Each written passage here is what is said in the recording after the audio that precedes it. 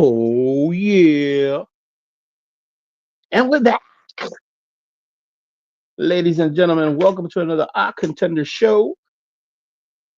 But we don't know what and nothing's gonna ever happen, and everything does happen. All right. So let's get a few minutes to everybody get nicely acquainted over here. Ba, ba, ba. Um, let's get my man up in here. Do. And we're gonna have a special guest tonight. For those that do not know, we're gonna have Daniel Romero. He's known as the Red Mandalorian in the Mandalorian show. Garrett, can you hear me? Yeah, I can hear you. Uh, let me fix that. Give me 1 second. Can you hear me? I think so. I hope so. Correct? Say a little something, something. A little something, something. Good. All right, got you. All right, and we're gonna have right off the bat. We're gonna start the drawing tonight with my man Danny. How you doing, What's going on, brother? everybody? How you guys? Hey, Good, what's good. going on, man? How you guys doing? Good. How are you? We're doing good, Doing man. solid, man. Where you at now? I'm at work right now. I'm taking set some time away, but Oh, okay. yeah, I'm all good. I don't want you to get fired. No, brother, we're good. We're good. Like I said, I cut out an hour for you guys, hour or so we got time. That's awesome. All right, so um, welcome to the Odd Contenders. We're just a group of guys that like to draw crazy stuff. Sure. I met Danny at the convention. I think it was Charlie Comic Con. He was Yeah. heck of a guy. I drew something for him, and I said, "Hey, maybe we'll get you on a show, and we'll draw some more stuff for you, and then we'll send it to you. You could have it, have nice memorabilia of the Red Mandalorian." Um, Appreciate it. Little by little, we're gonna have more people coming in. We could have up to 6 people on the live, and we're all gonna be drawing. So, Wow, that's gonna be fun. yeah. So you are at Cali, right? You're in California. Yes. Yeah, I'm in California right now. So you guys are about 3 hours ahead of me, right? Yeah. I'm Okay. the one hosting it, so I'm in Florida. Florida. So Okay. Where's everybody yeah. else from? I mean, is it just Florida? Who else do we have? Pennsylvania. So like outside of Pennsylvania. Philadelphia. Oh, super cool. Okay, yeah, yeah. So LA, Pennsylvania, We Florida. do we do have somebody from Pennsylvania also. We have we got them from all over the place, but Yeah. we got a few from Florida. And if Noel shows up, he was at the show. Okay, Alexi shows up, he was also at the show, and we all met you over there. yeah, It yeah. was a good time. So It so was what I'm fun. gonna try Yeah. to do what I'm gonna try to do is the prompt is the Red Mandalorian. I already gave you your site, Okay. and basically we're just gonna go all out and draw something for you. If there's something specific that you always wanted as the Red Mandalorian, you let us know. We'll put it in the picture. Man. Okay. Uh, I mean, have you like guys seen my Instagram? All the photos are up there. yeah. So that's why I let them Cool. have it. Okay. Yeah. Yeah. Oh, is that where So all those followers started coming out all of a sudden?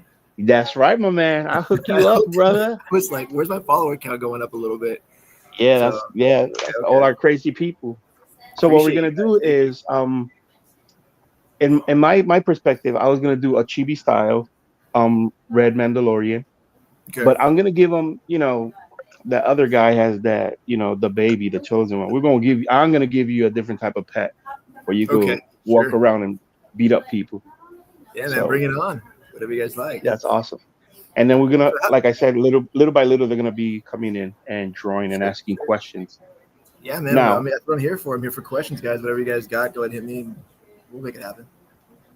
so without getting in trouble, please, I don't want to get you in Sure. trouble, but how did you land the role for the Mandalorian or for the Red Mandalorian, or how did that Just go any kind about? of That edit. Yeah, man. So it's hard to like even go into how we got the roles because a lot of the things that I had done prior were all. I mean, am I coming through like clear, nice and clear? Just make sure. Yeah, you're good. Very cool. Um, a lot of the stuff that I did prior were all the military stuff. So Brooklyn 99, SEAL Team, 911, Firehouse, Station 19. Those kind of roles, right? So when I did all those roles, it kind of built up a resume of how do you say it? Mercenary, I guess you can call it, almost. Gotcha. And then when Mando came around, I had originally been on Boba Fett, and then I missed the first time getting on Mando because I didn't know the name of it. And so when I got called for the first time, it was some weird obscure name, and I was like, yeah, there's no way. Like I don't know what the show is. At the time, I was working The Rookie, and I said, there's no way I'm giving up working constantly on The Rookie to go into something that sounds kind of weird, right? Wow. Now, I had another friend who was also on the show originally. He got to be one of the aliens who ambushed Mando towards the end. And him and I were just kind of talking, and he ended up dropping up the name of the show. He's like, "Oh yeah, that was it." And I said, "There's no way that's the name of the show." And I was like, "Yeah, I said no to that show," and said, "Okay, whatever it is, it passed, right?" It's kind of like a manifestation thing where at some point I said, I'm going to end up back on that show. I don't know how, but I'm going to end up on Mando again, and it's going to be good. We're going to make it happen. And 6 months later, I get another call that, hey, do you want to be on the show for a mercenary? And I ended up talking to the missus, and she's like, I said, I'm on SEAL team right now. Like, I don't know if I should do it. And I got a hold of Disney's sheet that has all the names of everything, of like the code names that everything's under. Yeah. And I happened to be looking at the sheet when I was talking to her, and I was like, you know what? I already made my decision. I have to do it because it's a Star Wars show.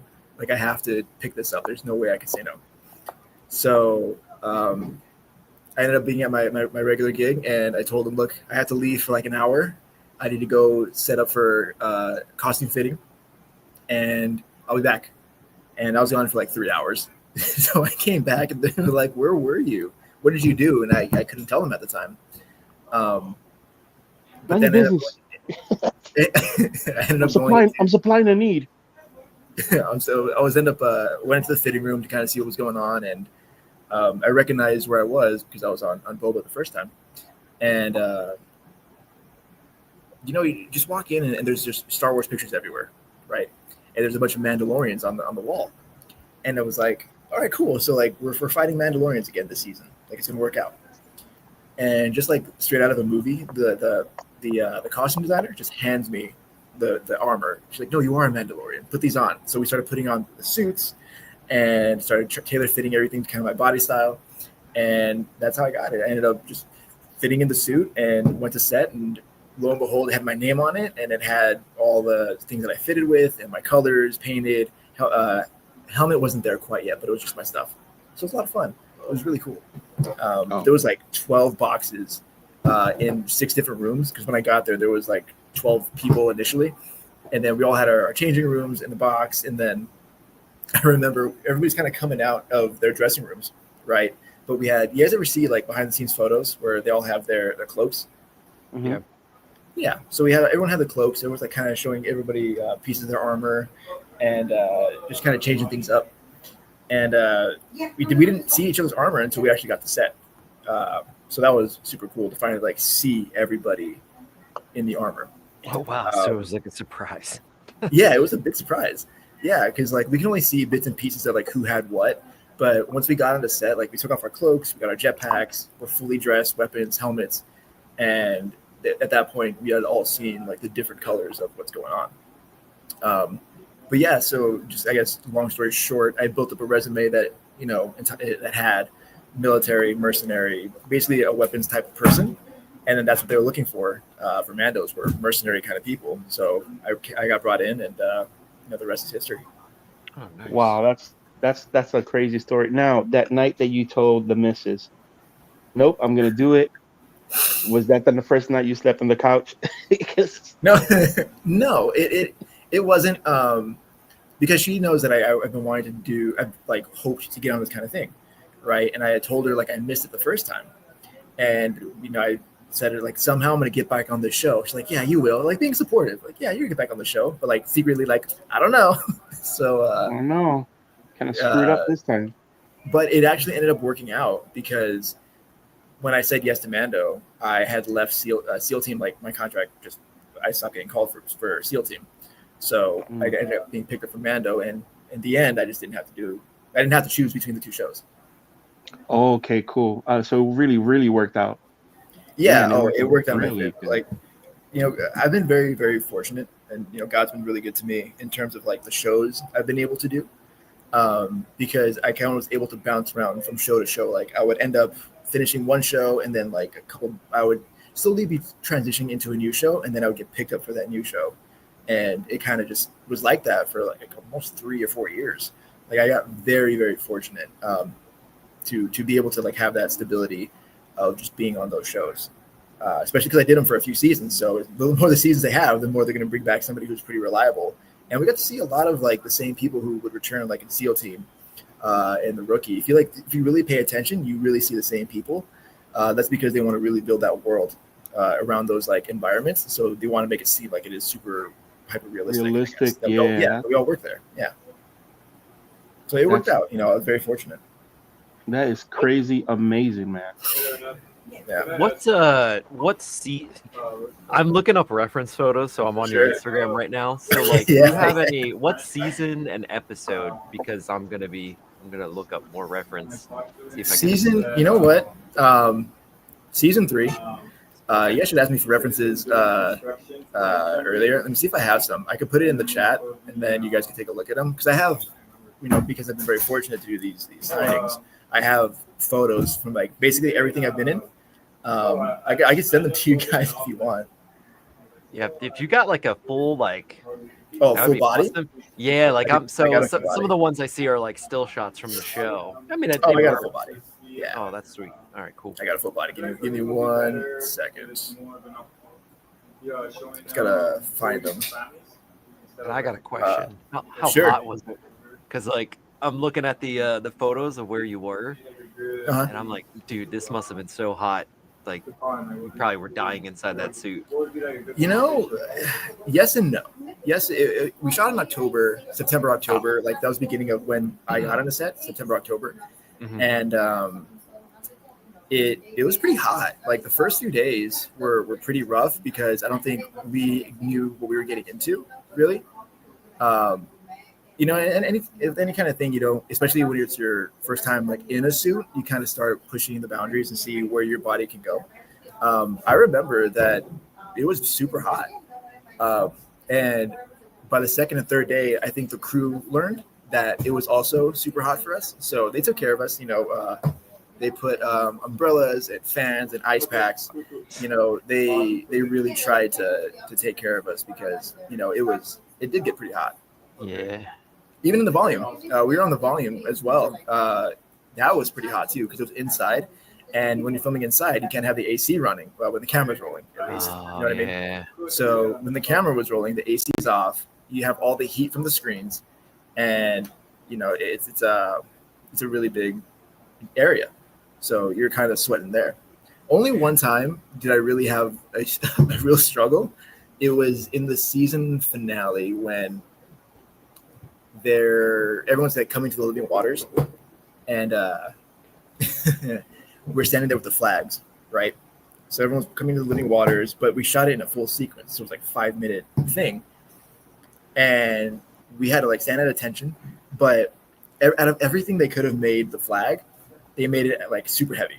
It wasn't like out of pipe; it was out of like metal or wood or something. But I just remember it being super heavy.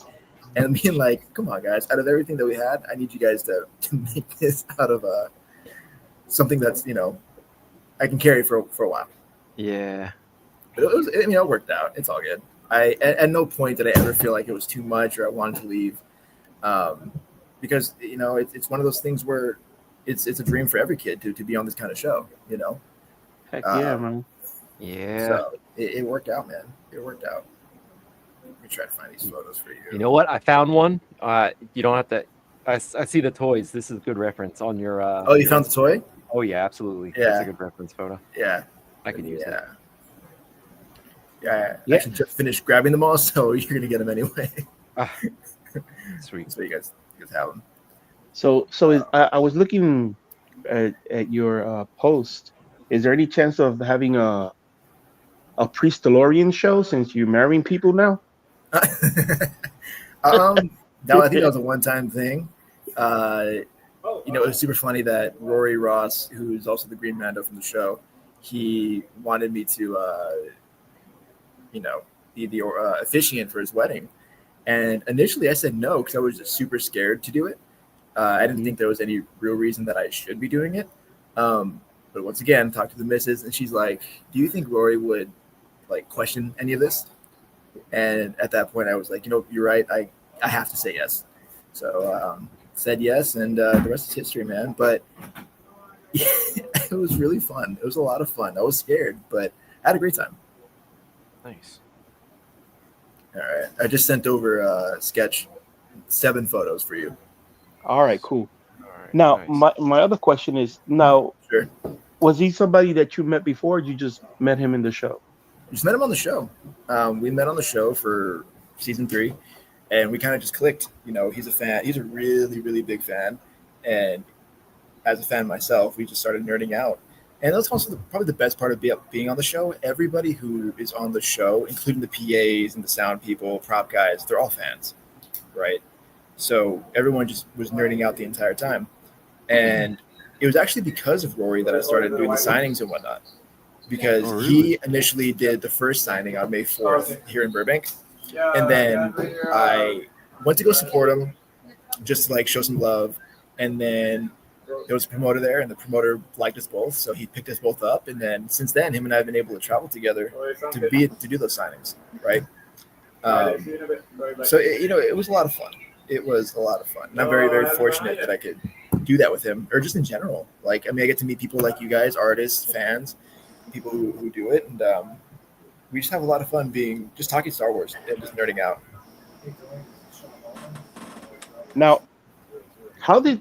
Now, doing the signings, that's kind of crazy, because when I found out that you live in Cali and you were all the way down here in this corner of here in Gatorland, basically. Sure, yeah. I was like, wow, how do you arrange that, or you have somebody that arrange those for you? A little bit of both. We have agents that we reach out to people, and it's just like connecting, kind of like we connected, just the same way. You know what I mean? Monkey was here. He just left. I don't know what happened to him. Yeah, he was in. I saw him jump in. So. All right. So are you, when you say you're in your job, do you do something other than the Mando show? Yeah. I do quite a few different things. I work in virtual reality. I act. I do stunt work. Currently, I do, or for the past 7-8 years, I do life and retirement. So that's where I'm at now, just at my office with everybody. And they always make fun of me for being in the show, kind of their leverage that they use.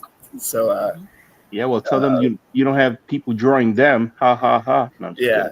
No, but we have a lot of fun with it. It's a lot of fun. But even when I got to meet some stunt guys, they're like, we have a pension, or we have some life insurance, or life retirement. And it was at that point that I was like, I kind of need to talk to more of these actors and stunt people. So that's kind of where I kind of gear towards my business, to help them set up their retirements, and God forbid something happens to them, just take care of the community, man, because we all got to be there for each other in any way we can. That's great, man. See, that's good. Even artists, so if you guys need some help with something, hit me up. I can help you guys out in Florida, Pennsylvania. Appreciate you so so what much, animators man. do you know in California? Yeah. Mickey Mouse, leave me alone. Yeah, that's right. None really, man. I even got my degree in animation and game design. You know what I mean? So that's wow, nice. What I studied. So I worked in virtual reality for a bit. I still do. But with everything that happened in the last 5 years, with hiring people and then shutting down, and AI, and it's just an entire shift in the technology industry that people have to prepare for. Yeah, that's a big thing. Yeah, I think that's one of the reasons that I came over to the table, because you were next to the beautiful young lady that's R2D2, Christine, at the table. Yep. And you were, and she was doing her little banner or something that she was coming up to or whatever, and you were choosing with her and drawing with her, and I was like, I'll draw you something. And she was doing the Jawa in the suit Oh yeah, and I got whatever. super jealous after that. I got super jealous. Really? Yeah, oh yeah, because we were drawing her stickers for Star Wars Celebration. She was going to Celebration, and she's like, I want to make a patch or like stickers or something. So I asked her like, do you want to set something up? And then that's kind of how I started drawing stuff. And then you guys got into it, and then you guys made it so much better than I ever could. So I think she ended up using it. I'm not sure, but that's how that like drawing thing started. That was pretty cool. Yeah. So yeah. So are you in between shows? Did you just finish a show or? I'm between shows right now, just kind of in the grind, hustling and bustling, for auditions and stunt work. More so fight choreo. Some fight choreo is something I really want to get into, and I've been striving to get into.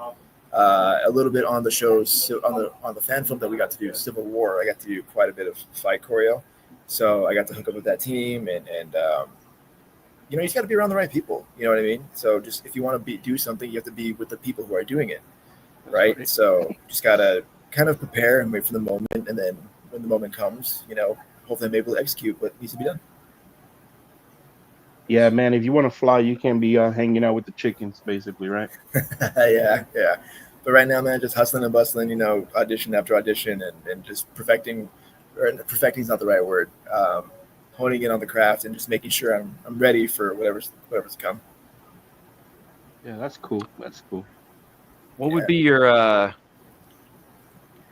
like a dream role? Like everybody has something that they would, like. So I mean, Star Wars is one thing, right? Like yeah, it's the biggest universe out there. But absolutely. if you were to choose something acting wise, what would be something that you want to do? So I got the opportunity to do that one time, right? And this was actually last year. The role that I want to do is fight choreo. That's involved with the character. So it's just kind of a fighter, do my own fight stunts. But I want to be in like a fantasy kind of stuff. So like werewolves, those kind of like what's it called, Teen Wolf kind of thing. Mm-hmm. I would want to do one of those, and I got the opportunity to do that last year. Did you? The gig was werewolves, wolf pack, and the role was fights. Like that was specifically what I was hired for. I was like, cool. Like, all right, this is what I've been waiting for. Like, let's go. We're good to go. I get there to the gig, and it's me and another guy who are the fighters, and there's two other guys who are a little bit bigger than us, but they're not the fighters. They're kind of just part of the pack, right? So the director looks at us and goes, "Who's my fighters?" And goes, "Okay, cool, you two. You two are going to fight instead, not these two guys." We're like, "Whoa, wait a minute. You hired us specifically for fighting. Like that's what we're here for." She goes, "Yeah, I know, but I want them to fight instead." And okay, fine. So what should we do? And she goes, "Oh, just like go in the back over there and just like hit the bag until we need you." Okay, sure. But the thing about the heavy bag is like it wasn't weighed down by anything, and it was held up by a zip tie, right? So it was a test Daniel song. Yeah, so like we punched it and the whole thing fell over. And they're like, "Yeah, don't hit it that hard." I'm like, "Okay, but like if we punch it, it's gonna swing. What do you want us to do? Just like tap it?" She's like, "Oh yeah, do that." All right, so we're like kind of tapping the bag, and it didn't work out. And they had the stunt coordinator, work with the other guys to create a fight scene, and it just didn't look too good because the guys were like, "We never fought before. Like that's not what we're hired for." And we just kind of went about it. We were there. We got paid as fighters, and unfortunately, we didn't fight, but the other guys fought, and the role seamlessly was not that great. The audio that they used was kind of an audio test, like just say your line, and then we just want to make sure everything works. So I said my line, and then that's the one they ended up using for the test or for the actual end credit or the final cut. It was like I said it so much better at one point, but you guys used the one that was like flat, no emotion, didn't make any sense. Here, I'm just gonna move this desk real quick. Oh, I'm gonna go over here. That's crazy. Yeah. So it is what it is. But it was, yeah. So hopefully I need another opportunity to do that again. You know what I mean? Need to get back. Yeah, I need another chance. I need a new one. don't know if I'll count that. Well, the Underworld 6 or 5 is coming up. Really? You better, yeah, you better catch that bandwagon somewhere. You better put your agent to the hustle. Yeah, man, get me in that. I also wanted. I heard Power Rangers is coming back, so I want to be a Power Ranger too at some point. Oh, I think I might have aged out of that. So anybody could be a Power Ranger under the helmet. Don't worry about it. Yeah. Oh yeah. I can do stunts under the Power Ranger helmet. Sure. Yeah. You could also just shave the beard and the mustache. You'll be back to be a 16-year-old güerito. Don't worry, you'll be fine. God willing, yeah, right. But I got to work on the fan projects. I don't know if you follow like the Shattered Grid or Tales of the Grid. Yeah. Like those fan ones that they do. Yeah. Andros. I got to do stunts in one of those, like or fight choreo rather, for one of those projects. So I got to work with Andros from In Space Red, and so that was also a dream come true. That like I just got to work on a Power Ranger project. Like, it didn't matter if it was a fan film. I got to work with one of the Power Rangers for a little bit of fight choreo. It's like, all right, cool. Like, let's make this happen. And I was happy with that too. Are you familiar with so I watched this YouTube channel they're called Corridor Digital, and they're based out of LA. They're a special effects crew, and they have a pretty popular YouTube channel where they react to special effects, stunt performers, all that jazz.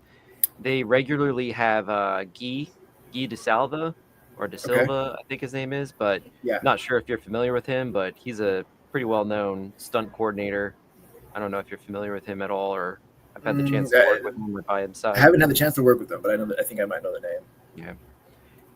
Yeah, check out Corridor Digital like on YouTube, because they do a lot of like reactions to stunts and all that stuff from back in the 30s and 40s all the way up to today, and they talk about the whole process, and that seems pretty stressful. Like, applaud you for doing that type of stuff, because man, like I can't imagine, It is, and I'm not saying like I'm anybody special in terms of stunts, fight choreo. Like, there's plenty of other people out there. I'm barely getting my foot in the door, to even try to do any of this stuff.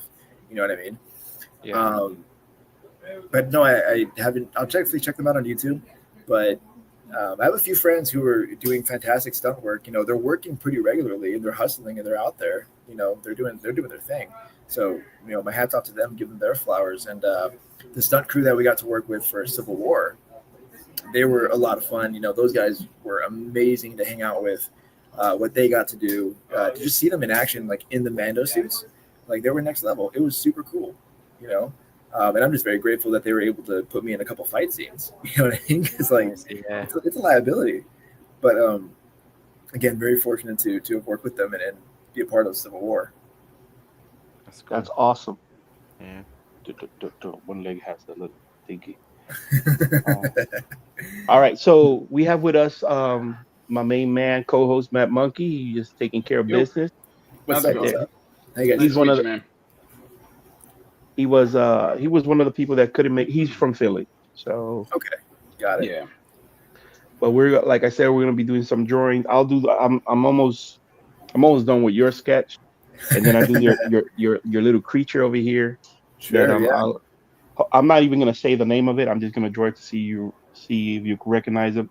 It's probably one of my favorite creatures of the whole Star Wars thing, besides the Tauntaun. But okay, we'll give it to you and stuff like that. So it's funny that you said that you wanted a werewolf role. Our last show was turning people into werewolves. Really? So yeah. So our prompt was vampires versus werewolf. But then we had to choose either a comic book character. There goes he's showing what he did. Okay, yeah. Last week. The D&D character right there. So comic book called Battle Chasers, but that's I don't know if you're familiar with that. So Mad Monkey did Link as a vampire and Mario. There goes Mario as a werewolf. It wasn't anything too fancy, but no, that's cool though. I mean, like just in that kind of style, like it works out. It looks great. It was good. So that'll be another show. The Mandalorian werewolves versus the Mandalorian vampires. Imagine that. Yeah. Oh yeah. Sounds like a Van Helsing kind of thing, but like just Mandos versus those kind of creatures. That'll be an interesting comic book. Mandos versus what would even not vampires? Wookiees. Yeah, Wookiees. Yeah. The hairiest of the Wookiees. Damn, just gonna battle everybody. Jeez. So how did you guys? I mean, like, are you guys just strictly comic book 2D artists, or are you guys 3D artists? So we have an array of artists that come to the show. We have sculptors, modelers. We have some that deal with 3D modeling. Okay, I dabble with 3D modeling, but I haven't done it in a while. same. Mainly what we do is just traditional and mixed media. We got traditional and like some of the art we do here, and then we take it to digital and do that. Matt Monkey, he also does digital. We just dabble on anything that we can. So basically, Oh yeah, yeah. the Odd Contender's been together. It's gonna be 3 years doing this type Yeah. of stuff. Oh For wow. yep, just a group of guys that got together, started drawing crazy prompts, things that you wouldn't expect, things that we wanted to see, and we Uh, just bring it to life, basically. that's cool. You guys need to Um, make a book, just an entire book of all your guys' sketches with the prompts, stories behind them, Yeah. a little bit of Yeah, everything with It's a good each idea. artist. That is a good That'd be pretty idea. cool. that's been said so many times. We just just like artists, we're so boggled. We haven't gotten behind it to do it. But yeah, that's basically what we did, and I can't thank you enough for coming on and hanging out. Yeah, And man. I know we've been trying to do it for quite a bit, and I apologize that it's taken so long. no, it's fine. I mean, it's not like they didn't believe that I knew you or whatever. It's not like We this thought he guy's was always lying. I swear, I know it. you guys always talk about the Mandalorian. Mando who? You don't know Yeah, nobody. I get it. Reminds They're us Star like Trek fans. I get it. reminds I us get of the it. guy, the kid from the Goonies. I know Michael Jackson. He came to my house. He was in the toilet. Michael Jackson. Just attended that Yeah, one yeah. time.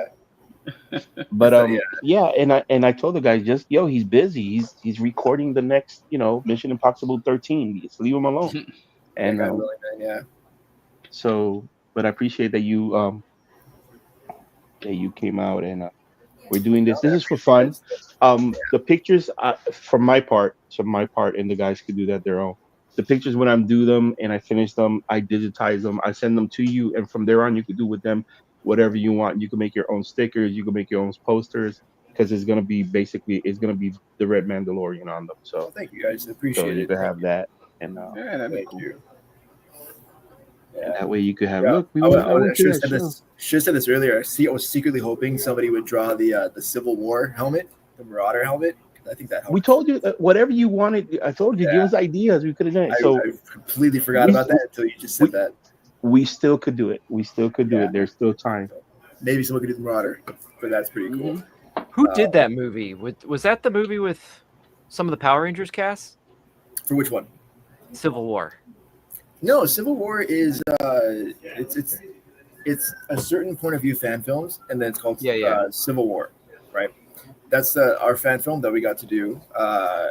Scott Wynn was the director, and Harvey, his last name. Harvey was a writer. Gosh, really should understand people's last names, but I forget them. But yeah, it was a fan film that a lot of us who were in the industry just kind of got together and said, look, or rather, Scott got together and brought us all together and said, look, I want to do a fan film that has Mandalorian and Civil War, or Civil War. Yeah, I see. Okay. And it's funny enough, he called me and said, hey, Danny, here's my idea. He pitched it to me. And I was like, man, I don't know. Like, are we allowed to do this? And I said, let me talk to Rory Ross and let me see what he says. And he goes, Rory's already on board, bro. It's like, oh, well, then I guess we're doing this thing, right? And so Scott brought us together. It's industry professionals along with a lot of cosplayers. So all the costumes that you're going to see on screen are made by cosplayers, like people who really devoted their time and efforts to building their own Mandalorian armor with their own backstories, with their own history. Oh, You know that's what I so mean? nice. Yeah. So it was nice to see everybody kind of come together. And when passion meets ambition is when you get something super, super cool, right? Sorry, one second. And it's when you get something super, super awesome. And I think that's what's going to portray on screen with Civil War. We got some, how should I say this? I got very lucky that I got to represent Judah Escalante and Marcus Lepori's work once again. They were the prop maker and painters from Mando season 3 who did my stuff. They did plenty of other ones, but like they didn't mind. Judah specifically did a lot of stuff, and I got to wear their work on screen for Mando 3. And then when we did Civil War, they let me know that the Marauder helmet is actually a concept art for Paz that was never seen on screen. So I got to use this for the first time on screen, that we got permission to do it, and we're very fortunate and very lucky to go ahead and do that. And Judah painted my suit once again. So twice for Emmy award-winning artists for the show, I got to represent their work on screen, and I'm very, very lucky, very fortunate that I got to do that. So Civil War is gonna be a lot of fun, as well as my counterpart in the show, or in the movie rather. He also got to wear that kind of stuff, so it's gonna be a lot of fun. That's cool. We got sketch Art of Sanchez talking about some special kind of food that we know about. It's called tinga. So, hey, Monkey, can you send him the Yeah, gotcha. the invite, please? That's cool, man. That's amazing. Yeah, if you guys haven't seen it, it's under certain point of view fan films on Instagram, or even like my stuff. You'll see like anything that I'm in blue that's Mandalorian that's pertaining to Civil War. Okay, got you. Yeah. So the helmet for that is there too? Yes, yeah. It should be under. Let's see. You'll see it. It's blue, but specifically, it's. I'll show you guys. You see that? It's in this photo. It looks like it's this one right here. Yeah. So if you scroll down like 2 rows in the middle, where I'm holding 2 helmets. Yeah. So where I'm holding 2 helmets on the second slide is a front facing of that helmet. Okay. I see it. All right. Got you. Yeah. That's another one. It's another photo. I think that's such a cool photo. Sebastian Chu, who also does a lot of the on-set photography, he's made a lot of the photos and everything look fantastic. So, we really had a special thing going for Civil War, and I'm excited to see the end result. Oh, that's awesome. So, all right. So, I'll get that helmet done. Yeah, I didn't even think about that until after. No problem. You still here? You good? For some reason, I keep on thinking that you had some type of scarf when you were over here at the Charlie comic. For some reason, I have a scarf that just goes around my neck. Yeah, that's what I was gonna say. Yeah. If you look at the toy on his Instagram, that's what I'm referencing. There's from May of 2023. It's like a perfect reference photo. He's got 2 Yeah, but I toys. thought you had it actually at the con. Did you have it at the con? No. It's kind of weird. I only had I have a scarf, but I don't have a full on. I see the toy you're looking at. May 8th. Yeah, the 2 toys. Yep. Yeah. So funny enough, one of my best friends, who's a big Star Wars fan, hit me up, or when I told him on the show, and after it came out, I showed him which one I was, and he painted it. He's the one on the right. He painted it gold and red. And it's not the first time I heard that people thought it was gold. But the silver reflects off the sand so much that people think it's kind of a gold and silver. Sorry, a gold and red. So when he made it for me, I was like, oh, it's super cool. He's like, yeah, gold and red, right? It's like, no, man, it's silver, but like, I want to keep this. And you wanted to repaint it. And I said, no, like, this is your interpretation of what you see on the screen or what you think the character is. And even though it's not, gold, I still want to keep it gold because I love it. It looks great. Awesome. Yeah. And then I met another gentleman, Fisher, who also wanted to make a little toy. So we ended up meeting him out in the park in Century City out by Sony Studios. And yeah, he made Rory and myself like one of our first figures.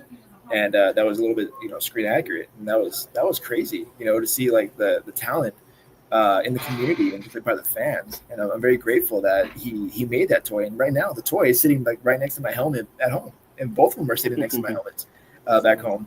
And I've gotten a few different iterations. I have a Black Series, kit bashed. I have the painted one.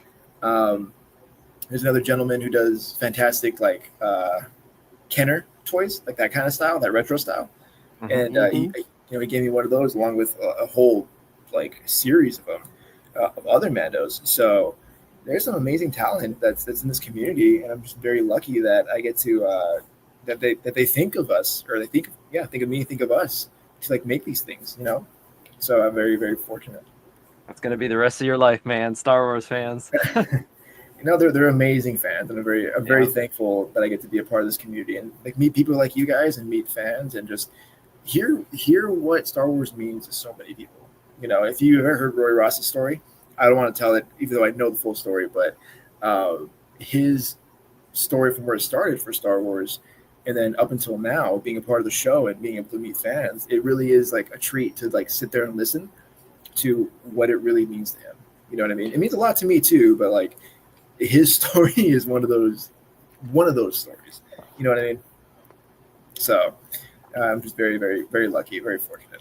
So I'm glad you brought that up, because I was going to share a story, and these guys don't know. I just met these guys and started drawing with them in like February of this year. Sketch and Mad Monkey. But my buddy is a really big Star Wars fan. He's like one of my best friends since 4th, 5th grade. Yeah. And when we were drawing as kids, we would make, I think at that point it was the 20th anniversary. So this is like 1995 or something like that. And here are his mom over the years saved our comic books. So it says like the Star, you probably can't see, it's so bright. You can see it a little bit. Yeah. Okay. Yeah. Star Wars trilogy. And then we drew like little comic strips like the Ewok Village and like stuff, just kind of like just the space, that's so cool. Wars and going on and stuff like that. So Star Wars is the first comic book that I ever drew with a friend of mine, like as a child. That's super cool. Yeah. That's crazy. There we go. That's cool. She saved everything too. Yeah, look at that. It's really awesome. That's movie accurate right there. That's awesome. Yeah. The line's accurate though. Did you write the right dialogue? 10 years old at this point. Now I'm turning 40 in 2 months. So. All right, man. Yeah, this is history right here. So, but yeah, wanted to share that because it's pretty cool. I think he's on the show watching. I'm not sure, but yeah. So it does mean a lot to me, but. I kind of outgrew Star Wars over the years. Found comic books. You never outgrow Star anime. Well, in a way, in terms of like drawing it and being interested. Yeah. So this is probably the first Star Wars thing I'm drawing since like a year ago, maybe 2 years ago. I drew my buddy a birthday present, Darth Vader, for him. So yeah, it's not often that I get to do this, but it does mean something to me in terms of like the roots. Yeah. Trying to send you the photo, but I have to wait for you to follow me back. So we're gonna wait on that. Oh, did I? You unfollowed him. You're fired. Yeah, right. No, and one of the things that I got from you, Daniel, is that you're very grateful for what they have given you, what's been placed in your hands, and you know how to handle it. There's a lot of people that don't know how to handle it. They know that it gets to their head. Look, I'm the Star Wars. I'm the this. I'm the that. I'm do that. And I really appreciate the fact that you're very humble about your job, and even spending time like this. It's rare. It's rare that anybody would do that, especially to thank you. I appreciate that. To a small group like us. No, I appreciate that, guys. And truth be told, like. Getting onto the show was a godsend. Like I don't know how that happened. Like I said, even though I had the resume for those kind of characters, it's just pure luck. And I'm okay admitting that. It was just pure luck, right place, right time. Now as for the suit, also pure luck. As amazing as the suit is, that honor and love that goes to Judah and Marcus and Shauna and the entire like department. I was just fortunate enough to wear it on screen. So anything that has to do with the way the suit looks, that love goes to them. Anything that has to do with like stunts and making it look super, super cool, that's Dan Stevens. Dan Stevens is the stunt guy. And that one I will brag about also, because Dan Stevens is like the superhero stunt man. He does like Wolverine, Hugh Jackman, what's his name? Ryan Reynolds. I think he did Chris Evans a couple times, but he's up there like in terms of stunt dudes. So I'm very, very lucky. But yeah, man. I mean, like I said, I'm very fortunate with what I've been able to do and spend time with people like you guys and fans and just talk and nerd out, because I'm a nerd too. So I appreciate that, guys. Thank you. No, we appreciate it a lot. So, in the other hand, here comes the other side of the coin. Here comes Sure. what about the lovely wife? What does she think about all of this? You have all these people taking my time, my man's time away, and I can't be with my. I have the Mandalorian at home, and he won't show me his face, or literally. She's very supportive. She's very supportive about it. Also had to consult her when I want to do these signings. Not so much like could I do them. It was more of do you think I should? Because I'm very. I don't like putting my stuff out there about what I've done. Even like doing the signings, it was hard for me to come to terms with because I was like, I'm just a character in the show that I just happen to get lucky, right? But she's like, no, like just give it a try, see how it goes, and see what it is. But as a fan, when I got to go, I'll put the story this way. I met the Power Rangers, right? I've been very fortunate to meet the original cast of the Power Rangers, even Jason Frank, before what happened. Nice. And those were the people that I always looked up to growing up, right? They were always there for me whenever I needed to. So the way I met, the first Ranger I met was David Yost, which is the Blue Ranger, right? He was my favorite, my favorite Rangers. And Triceratops, let's go. Yeah, so when I met him, I remember the feeling I got of just like shaking his hand, him talking to me, just talking about the show, and just like him being super thankful for me being there. And I said to myself, if I ever get the opportunity to be on that side of the table, I'm going to make sure that I give that same feeling back to fans. So nice. David Yost did that for me. Walter Jones, Steve Cardenas, Karen Ashley, Catherine Sutherland, and especially Jason David Frank. When I met him, he made you feel like you were the only person like in front of him. Yeah. Bro, that's crazy good. I met him in I think when he came to California. I forgot how long ago this was, but I remember I was the third person in line. I got there so early. I was number 3 in line, and I brought my helmets to be signed. I brought the turbo, and I brought the White Ranger, and I brought like my VHS tape. Nice. He's like, VHS tape. Yeah, I brought my VHS tape, and I brought it in and have him sign it, and we just kind of talked. Oh, and the flip head. So I got 4 things signed, and we looked at all that and got it signed, and we just talked shop a little bit. And right after, he's like, "Bro, do you want a photo?" I was like, "Can I?" He's like, "Yeah, just real quick." So he took a photo with me, like without even like having to pay for it, because normally you have to pay for those kind of things, right? Yeah. And he just like made me feel super grateful and like happy to be there.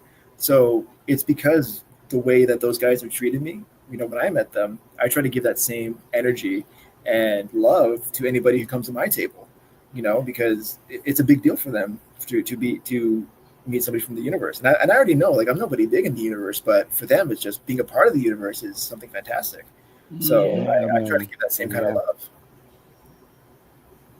And I could be testament to that because I was there and I was like, this guy is just not acting. I'm waiting for him to snap somebody. No. It was he was all day affair. He was chilling, smiling, waving. I appreciate that. Yeah. And yeah. I'm gonna tell you the truth. The missus, she fully supported it. She's the one that get out there and go talk to people. Share your love. It's like, okay, you got it. Now is she also a fan? like a not a fan, but is she like, does she nerd out too? Not nearly as much. She's more of a horror fan, right? So when I got to meet a lot of when I've been fortunate enough to meet some of the horror people, like I just met Ghostface, the guy who did stunts for Ghostface, the gentleman who did stunts for Jason and Friday the 13th.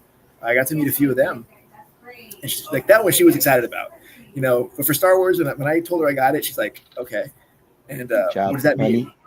And I was like, babe, okay, you know what? I'm going to call somebody else and might be excited. Clearly, you have no idea what's going on. Okay. So I called my best friend. He's like, no way. I was like, thank you so much for being excited, because she had no idea. You're in that Star Trek show? Yeah. Yeah. But, she's gone with me to a couple of Comic-Cons, like really see what it is, because she's never been to a Comic-Con. And so I took her to LA Comic Con. I took her to San Diego Comic Con. We've been to a couple prop swaps. And she's like, man, like this is intense. People like really go all out. So she appreciates it. She loves it. But she doesn't. I'm more of the nerding out kind of person. Yeah.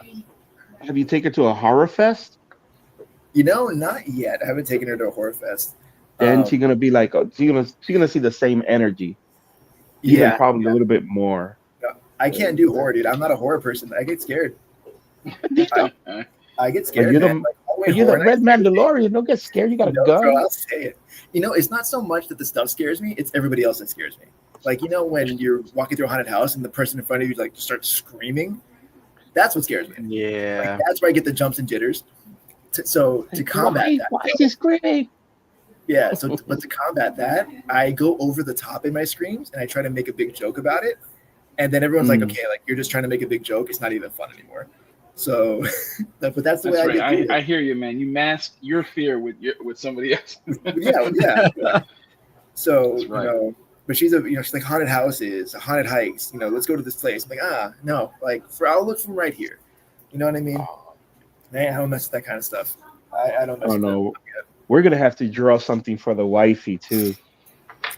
We're gonna have one way she's gonna appreciate you more. We're gonna make you into a zombie. I appreciate that. She will love it. It's like, but you know, bring her flowers to be like, honey. Yeah. She's not as big as a nerd as I am, but she definitely supports. She fully supports as much as she can. You know. Yeah, I'll tell you this much: none of us, well, the ones that are married here, wouldn't be here if it wasn't for the support. Yeah, dude. Yeah, man.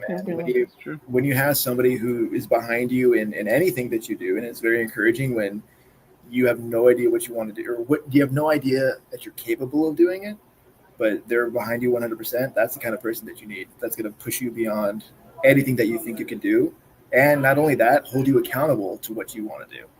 Right. So it's like, you know, hey, I said you said you were going to do this, like, and not in like a condescending way, but like I believe you can get there kind of a way.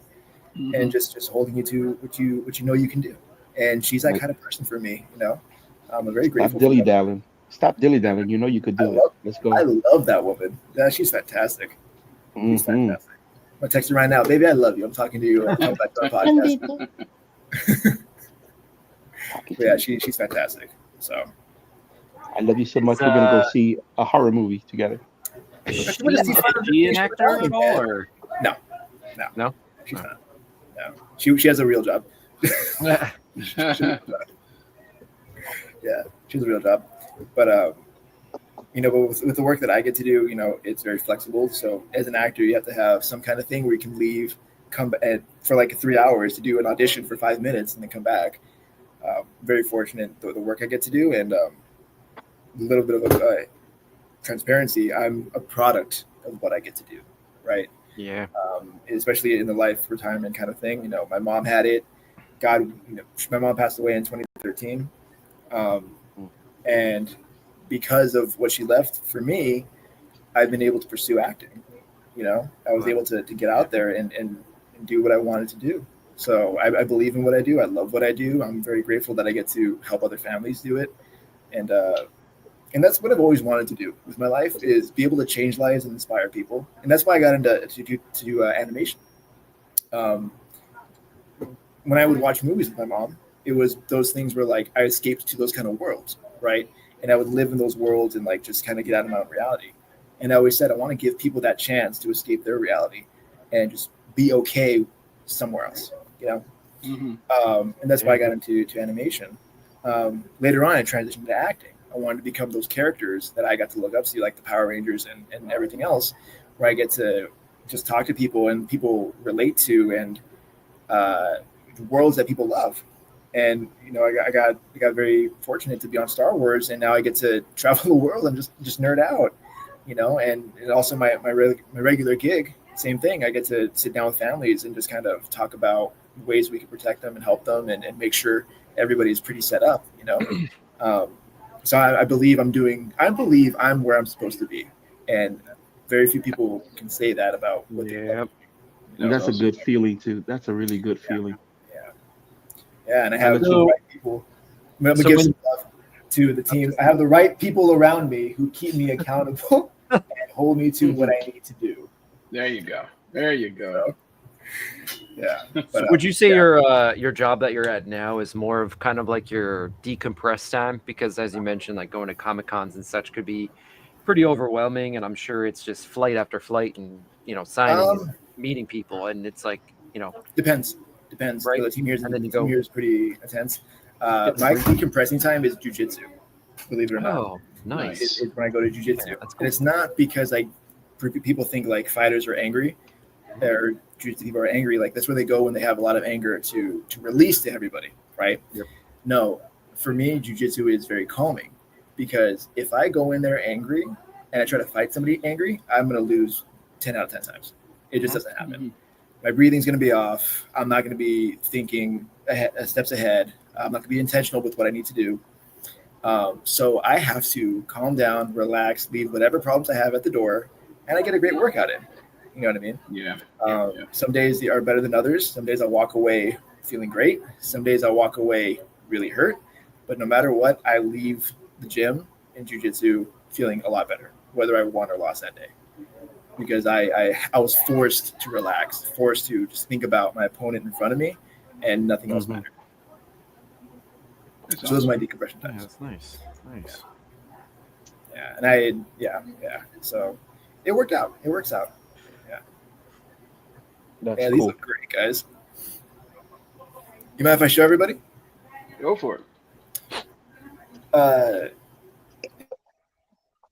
All right, so come on over, and I'm gonna show them one by one. Let's go start with Jared. Yo. All right, cool. Let me see. Bring it up. Pick up a solo layout. All right. Let me see. I don't think he's looking at it yet. All right. No, he muted himself. So Yeah. all right, All I right. think I just heard him. No, this is one of the drawings right here, guys. Yep. Looks fantastic. All right, so here we have Jared. He's drawing the Mandalorian right there. Are you in a video? The red. Yeah. Are we on? Yeah, you're on the videos. Can they hear us? Yeah. Crazy. Yeah, these are all Hi, how you doing? hold on. Hey, Hello. how are you? What is this? These We're are gonna all have Matt. artists We're gonna show. who are just doing different iterations of the character. This is Mad Monkey's drawing. We're making a. Is he waving to us right now? or Yeah. no? We're just showing appreciation to Mr. Daniel Romero Yeah. for what he's done for the universe. Monkey Saved it art. twice. You are mad talented, much better than myself. He says they all say you guys are very talented and a lot better than Thank you. Oh, Thanks. Thank you. that's because you haven't shown them the real stuff. I know. And this is my piece right here. I made him into. a chibi. That was nice. Yeah. I made a chibi, and he's gonna start. That's his friend, little friend. Yeah. Are you have No, gotcha. it isn't. Yeah, so they have a little friend there and it's a chibi style. I don't Who's know that? what that means. But yeah. That's just a style of art. No, but It's like That's who's that? that's me. The snake. Oh, I don't know. Or That's just my whatever friend. Just my friend. Yeah. This. Yeah, that the dragon. Star can you Wars. tell them that I tell you that what you do is actually cooler than you make it out to be? Let me see if I could take the microphone off because I don't know how. No, I could hear Yeah, them. you're We good. heard Oh, him. they can hear them? We heard him. Oh, We heard all those insults. They insulted us. We heard. No, I'm just he said, kidding. you insulted them. No, he Is said that I told them? That's what did I say? he said that. What did you say? What did I say? Yeah, what What did did you say? you say? I said Who's on first? I tell you what you Oh. do as a Mandalorian is cooler than you make it out to be. Oh, he says that what I do in Mandalorian is a lot cooler than what I make it out to be. Facts, 100%. 100%. Doesn't tell nobody. It's not even a big deal to him. Yeah. And I'm like, bro, there's dudes out here who probably think this is Anytime somebody comes to the office, he's one of the first people that tells them that I'm part of the show. Just hold it. Put you on the spot. Puts you Oh, on no, full you're- blast. Oh, 100%. You're Yeah, they put me you're- directly on the spot. Your South Park token there. Yeah. Let me see if I can change So this is a podcast that you're on? Yeah, they're on podcasts for them. Interesting. Yeah. Microphone. So the little creature here, he is from. Remember when they threw them in the pit, and there was like 3 different monsters, and one of them was. So the big one that looks like I think was Acklay, I think it's called Acklay. It was the big green one with the claw hands. That's the one I made there. Okay, I think I remember that. I might have to knock up on my history, but yeah. So we have a special question, and they're asking, what nationality are you? Me? Yeah, That, you. I'm brown. I'm brown. Interview. No, I'm brown. No, Not brown. I'm Hispanic. I'm Hispanic. We're all brown. Yeah. We all Yeah, we all same brown here, same too. here. Whatever, Same whatever. here. We're all brown here. Like, Yeah. Well, I think Hector, aren't we all? We're all Puerto Rican, right? I think. We all Puerto Ricans here in this Yeah, side. we're all Puerto Rican. Yeah, I think. Yeah. Or That's like, hilarious. Danny, you just said you're brown. They asked you where you're from, bro. I'm second and third generation actually. Where's your family from? My Stone? family is from Mexico. Yeah, that's what I think they're sorry. asking. Yeah. Órale, vato. And in It's, Mexico. it's good. And Yeah. guess what? The one that was asking was Mexican, so I knew I think he smelt you. All right. It's pretty good. Yeah. It's a good thing. You smell good. But yeah, when I was talking about having the right people and the right team, and it's these guys here. This is just a handful of them, but Oh, this is the same podcast. different podcasts. Oh, that Yeah. was Different. referencing. Yeah, they're yeah. referencing to it. These are the team that I'm very grateful for, that hold me accountable, and just having the right people in your life. So including, besides the misses and friends outside of it, being where I'm at now is I'm very grateful for all of them. That's good, awesome. man. That's That's the only way to live it, to have people like that in your Clap it job. up to you guys. You guys rock. Yeah. Danny is a very special addition to the team. He they said, like my business partner here said, my brother. He said, he's an addition to the team, but also just as a human person, a human being, an amazing person. I've have the pleasure to know him for the past 5 years, Yeah. 6 years, 6 years. And just who he is, as he talks to you guys, that's who he is. That is who Danny is. So yeah, there will be challenges. We will, there will be, step, where there's a higher calling for himself, but also, we'll challenge him. But that at the same time, he'll challenge us back as well. So we're grateful to have him be part of our. I- Right.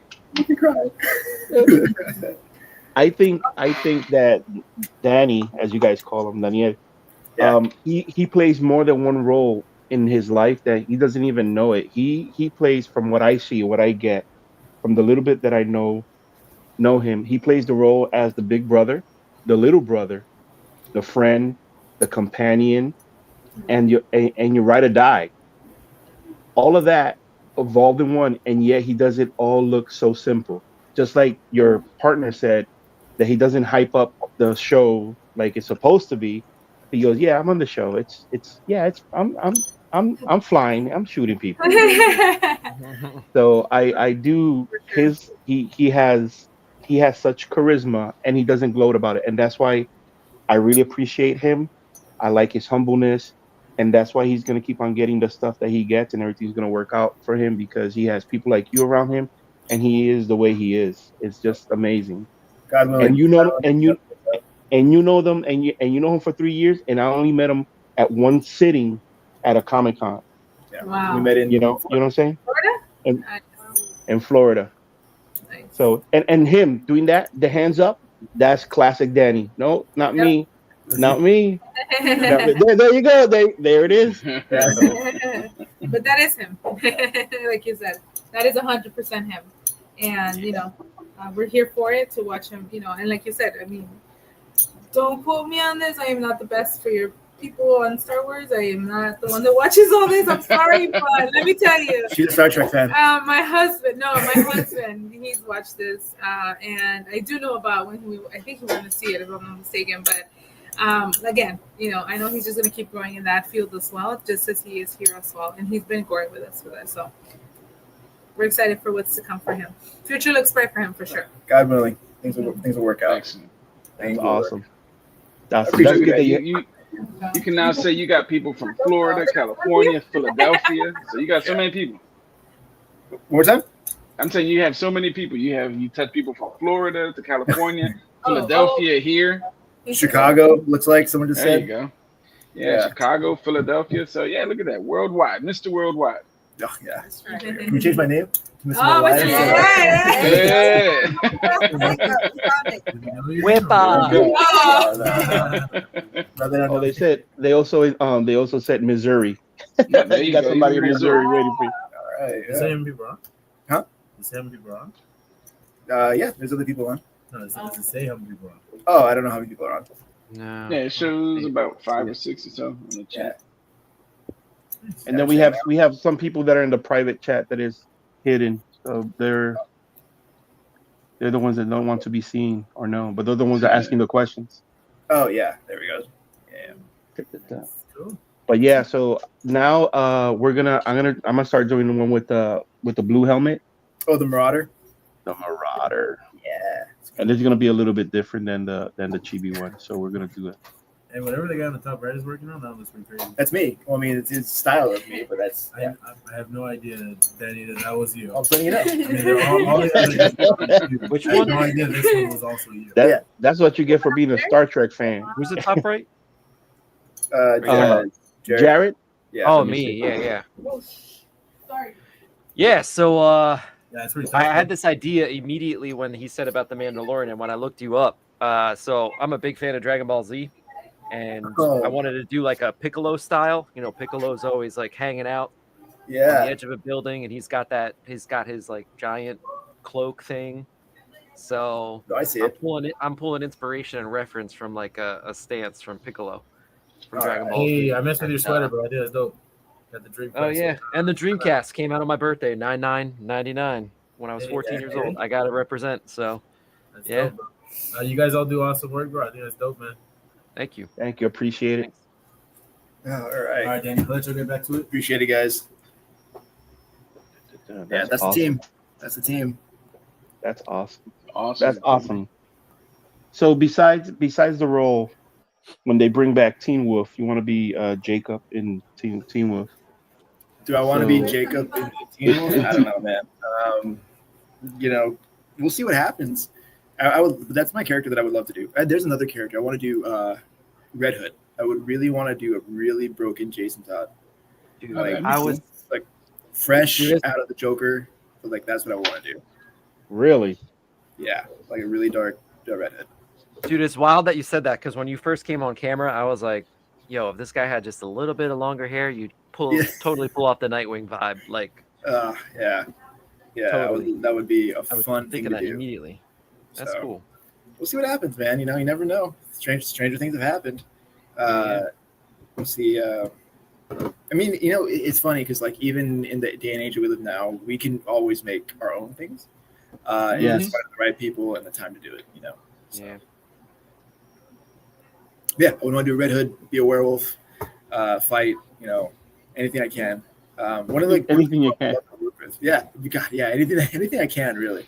One of the people I Uh-huh. want to work with would be like Scott Adkins, who does Boyka, Yuri Boyka from the Undisputed series or movies rather. Uh-huh. Yeah, I'm I would familiar. I'd want to work with him, in some capacity. That's cool. Yeah, those are all really cool guys. So, yeah, man. There's a YouTube channel called Bat in the Sun. I don't know if you're familiar, but they typically I do am. like these.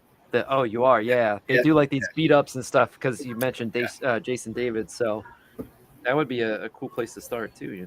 Yeah, I got to meet Aaron a couple Yep, times Aaron, at yep. Comic-Con. Aaron's a really nice dude. And then I got to meet the guy who did Ryu. Oh, nice. Yeah. Oh, nice. Peter, Yeah. his last name. I'm really bad with last names. I need to get better at that. But Peter, who does Ryu, and him and I got to talk about stunt work for a little while. Really cool guy from the Valley. Nice guy. And he was kind of one of the guys that when we had the conversation, it was like, you need to be prepared in any capacity for stunt work because it's a huge liability that these guys take on when you say you can do it, but it's another thing to have them know you can do it. You know what I mean? So it's like you need to be prepared with some kind of some way that you can show them that you're capable of doing whatever's required, right? So, and I kind of took that to heart and was like, okay, cool. So, and that's why when we got back on the Civil War, the second time we shot, I worked with the stunt team prior to that because I wanted to be prepared that for any time that if there was new stunts or new fight choreo on the film, I wanted them to know that I was capable of doing it. And lo and behold, when we got on the second time around filming, the stunt guys were like, "Yeah, we're gonna wrap it up a little bit. I know you know what you're doing. I know what you're capable of. So here's the choreo. We'll put it together," and it worked out. So Nice. very, very grateful for that too. So, but Bad in the Sun, yeah, Bad in the Sun is another project I would love to work with. So Yeah, Mhm. that'd be cool. They haven't. I don't think Aaron. I mean, he's been working on that Legend of the White Dragon for quite some time. Yeah. So Yeah. I don't know if there's anything else that I've That they're seen. doing? I haven't seen anything. Yeah. I don't know, man. Working on Legend of the White Dragon would have been sick too. But yeah, I don't know what else they're doing besides that. For Bad in the Sun. We have a hello everyone, and hello Danny, long time brother. Welcome to the Art Contenders from Florida, Orlando. What's going on? He was at the show with us that day. Oh, super cool. Yeah. Are you not gonna jump on and draw some Martin, Alexis? What's going on, man? He's our modeler. Okay. I need some toys. No. Well, actually, sculpture. He does everything with clay still. That's cool. I don't have the sculpting. Was when I went to school for sculpting or animation design, we did we did some sculpting. I can't do sculpting. Like I got some ZBrush experience. Can't do it. Mhm. I mean, I'm sure he either does ZBrush or Yeah, I got clay, ZBrush. in there, but I can't do ZBrush. I didn't have fun with it. It wasn't as fun for me. I'm more of a hard surface kind of person in Maya, or even animating, like the meticulous kind of stuff. That one I could dive into and get into it. Maya? ZBrush, there was yeah. I can't do Maya. I'd rather do ZBrush. Yeah, I can't do ZBrush, man. I hate Maya. Maya's like the bane of my existence. Maya must be fun, but digital art. I mean, this is just my opinion. I think digital art is so much more difficult than traditional because you have to have the right settings for the right thing to make it look just like you want it. But with traditional, it's all based upon what you're capable of doing. But if you can't find the right setting in digital, you're not going to get the result you want. So, that's just my opinion. But yeah, 3D modeling wasn't my thing, or at least ZBrush wasn't my thing. No, I like Maya for hard surfaces, and then ZBrush for the more organic look. But Maya, too much. I did a stitch, like a really dark stitch, but it was funny because my professor in school, he goes, anyone could do horror. You just have to be really bad at making something look good, and it's going to look like a horror film. And I was like, oh, cool. Thanks for telling me my art sucks. And, Wow. I was like, all right, well, I guess ZBrush, not my thing. Yeah, ZBrush wasn't my thing. Yeah, those are the things. See, when I took it in school, it was those things. I took the courses online, but it was almost for the course of 3 years. The assignments, you only had a week to do an assignment, and these things take time to do. So you're rushing to do stuff and blah blah blah. So I took some of my stuff and I went to an actual person to show my work. He goes, "Wow, this is good. I give you about 6 more weeks and it'll be good." I said, "Why?" I said, "Well, because he said, you spend what, 3 weeks on this?" I said, "No, that was like a week." He goes, "Really? Well, give it about 2 more weeks then, and then it'll be better." I was like, "I don't have 2 more weeks." And it takes time to do these models to make them look good as much as you can and stuff like that. But I'm trying to get back into Blender. Blender's the program out there that's free, and he does everything. There's even a place that you set settings to Maya, and it'll give you the whole board, make it look like it was Maya, and you could run it like it. I haven't That done would help. Blender yet. I haven't done Blender, but probably should. But yeah, Maya was my thing. It's the only thing is free. This thing, Maya, is gonna cost you your Mandalorian suit. Oh, dude, it's 100%. Yeah, Maya's stupid expensive. Yeah, the only reason I dabbled in it is because it was free for a student. So once that free thing was up, I was like, I'm good. I don't gotta do this anymore. Yeah. So we have another question. It says, "Hi Danny, have you ever wanted to make a comic book? What's your favorite comic book?" Have I ever wanted to make a comic book? I don't know, man. Probably not. I don't think I've ever really sat down and wanted to like plan out a story of a comic book. The only thing I've ever wanted to plan out was escape rooms. Those are the things I wanted to design. Like when it Escape came to rooms? yeah, escape rooms. So I came up Oh. with stories. I came up with the stories. I had the backstories. I didn't have all the puzzles laid out, but like the way I wanted them to look, I drew out the rooms, how things would hide, the story behind it, but never really comics. I didn't really read a whole lot of comics growing up. Going back to the Power Rangers, I read the Power Rangers series comics that came out like in 2000 and 2016, 2015. Still going. Still going. Are they? I thought the Boom. Yeah. I thought the Boom series stopped. No, there was just an issue that came out not too long ago, and I thought the same thing too when I saw Well, it. It might be a new story. 'Cause I think the Shattered Grid like storyline. I think. Oh yeah, that's done. Yeah. Yeah. But I went up to like issue 121, 121. Yeah. So I read up all of those, including Go-Go Power Rangers. So like at home, I have the box, the Power Ranger box, that has all the comics in them. But I started collecting certain cover artists. So like the only one I could think of is Peach right now. She does like the sketches and I don't know, the half face. It was like the helmet and then it was the exposed face. So I collected those. I collected certain variants. So like if I didn't have a variant that went the entirety of like until the next set of variants, I didn't collect it. So it made it a little bit more difficult to find the correct variants. But those are the only comics that I really read. And now I do just in a box because I like collecting them too. As a completionist, I had to collect them all. I even have the San Diego Comic Con like special edition that was only released at Comic Con, and then I have the issue also that was only released to I think people who worked at Boom. So I have those issues as well. So yeah, only issue I'm missing is issue 0. Green and issue 0. I think no, I have white. I think issue 0 green is the only one. Yeah, and it's up there in prices, so I don't know about that. I might just skip it and just be like, you know what, I have a complete set minus that one.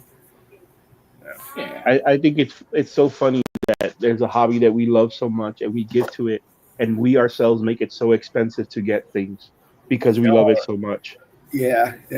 And what sucks is that like special variants cost a special price. So like they're not the $3 ones, they're like the $10, $15 ones. So when you really look at like what's in the box, it's like over $1,000 in comics. And that's not even counting like issue 0s or like the special Boom one or San Diego Comic-Con one, And thank God the missus doesn't listen to the podcast, but she'll be like, "What the hell are you spending $1,000 on comics for?" But it's over like 8 years. Yeah, over like 8 or 9 years. So, No, that's fine. That's fine. Yeah. But at least she knows that you're working for it. It's not like, let me scavenge this stuff. Let me give my helmet to get 3 comic books. Oh yeah, like that. no, there's no way. The helmets that I have were from fans. Very very generous fans. The first helmet I got was from a gentleman in Germany. His name is Roman Chero, I believe. Chero Props on Instagram. Rory and I were going to a Comic-Con. He's like, "Look, dude, I want to send you some helmets." So he sent us our first helmets, and we get to travel with them and show off his talents. And I think you saw that one when I took it to Florida. Yeah. Then I have one more helmet by England of John Rodriguez. John Rodriguez here in the Valley. Also was like, dude, you need a helmet, and I want to make you one. So he made me a helmet, and I'm very, very fortunate that he made it because I get to travel around. And it was funny is that like people recognize the style.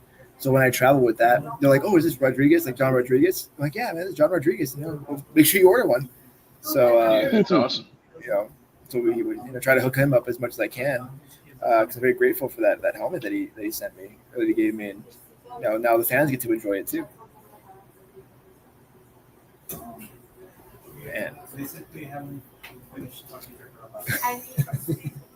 Yeah, so again, I'm very, very fortunate with the fans that that make stuff. They're all really talented, you know, and so I try to show off as much as I can, show off their talents as much as I can. Again, he's quick to. Not me. I'm not doing this. It's not. I'm doing it for the fans. It's okay. Well, you just have to make sure it's iterated right. You know, you got to give the people their flowers when they need it. You know, like nothing is ever a solo thing. You know? No. I'm just teasing you because it's what you do, and that's what I appreciate about you. Imagine it's like, yeah, I'm the Mandalorian, and No, it's I'm all about me, man. my show, and you know, it's all about me, You know, I love the fact that you give everybody their flowers. That's amazing. That's cool.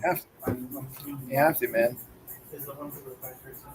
So if you come up with a short story for a Mandalorian chibi type of comic, you let us know. We'll make it happen. We'll think about it.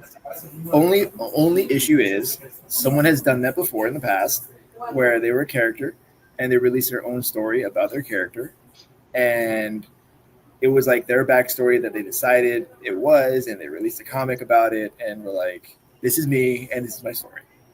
And naturally, that got shut down, and they got in trouble and blacklisted. And it's a story that's told among people who do these kind of things. So, don't worry, it'll be just for you. No. No. It'll be just for you. It's not something that we're gonna. It's not gonna be mass produced or anything like that. No. We'll From us, about you're crazy. Nobody's gonna know who we are. Don't worry about it. That was also like one of those things where I was so scared about doing Civil War. It was like, are we allowed to do this kind of thing? And then when I discovered like who was getting involved, I was like, all right, I guess we are allowed to do this thing. And we kind of explained the rules a little bit. Said, okay, as long as we follow these rules, we should be good. So yeah. No.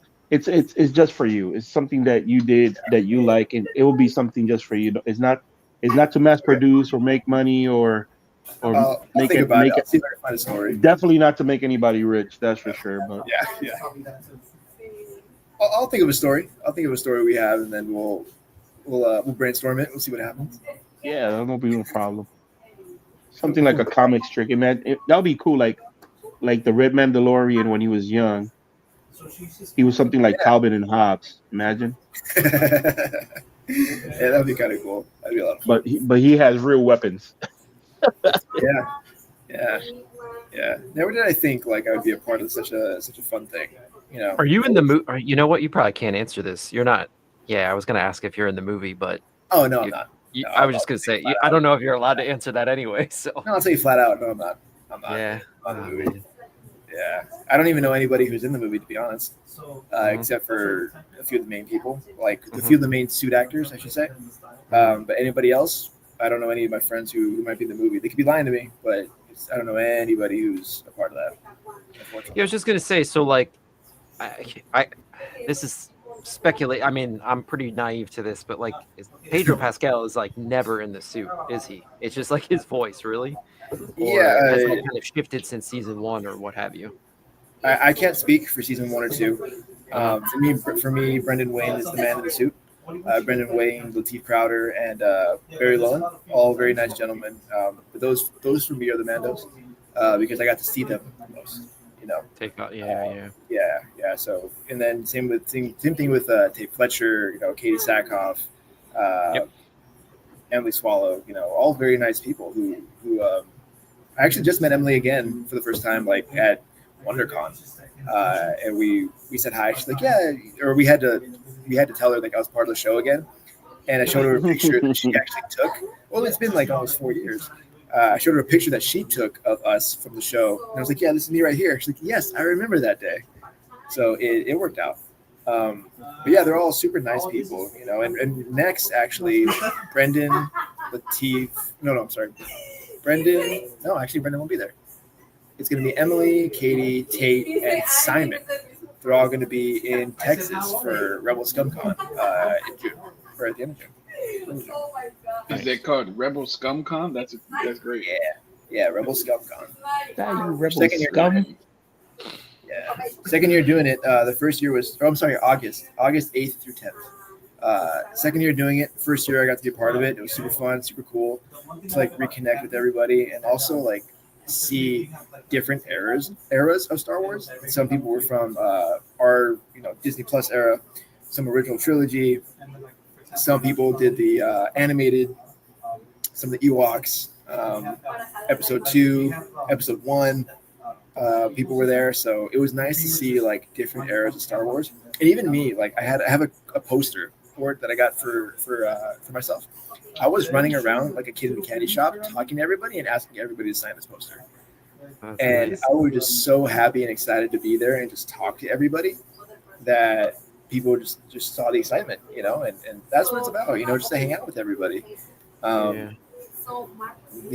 So we'll see. But yeah, it's usually Brendan Wayne, Lateef.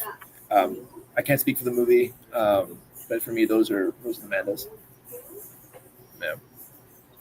So it's a lot of fun. A lot of fun. That's great, man. So in your, do you think your role in Star Wars has finished, or we still have some more stuff that you have to apply for, or they just know like, give me Danny? You never say never, dude. Never say never. You never know what's going to happen. As of right now, I don't know if there's any future stuff even happening in LA for Star Wars.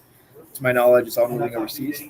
How true that is I know not. But to my knowledge, that's what's happening next. But you never know. It could circle back around, and I could be a much bigger part. I could be in the same capacity as I am now. But either way, I'm still just very grateful to be a part of it. We'll see what happens, though. Yeah, Did you man, say that'd be overseas? great. Yeah. Sorry? You said overseas? Yeah, I think they're moving to the UK. Oh, is there a reason for it? I'm assuming tax cuts or something, or tax breaks for filming. Yeah. No, they want people that speak British. They need all the villains to speak British.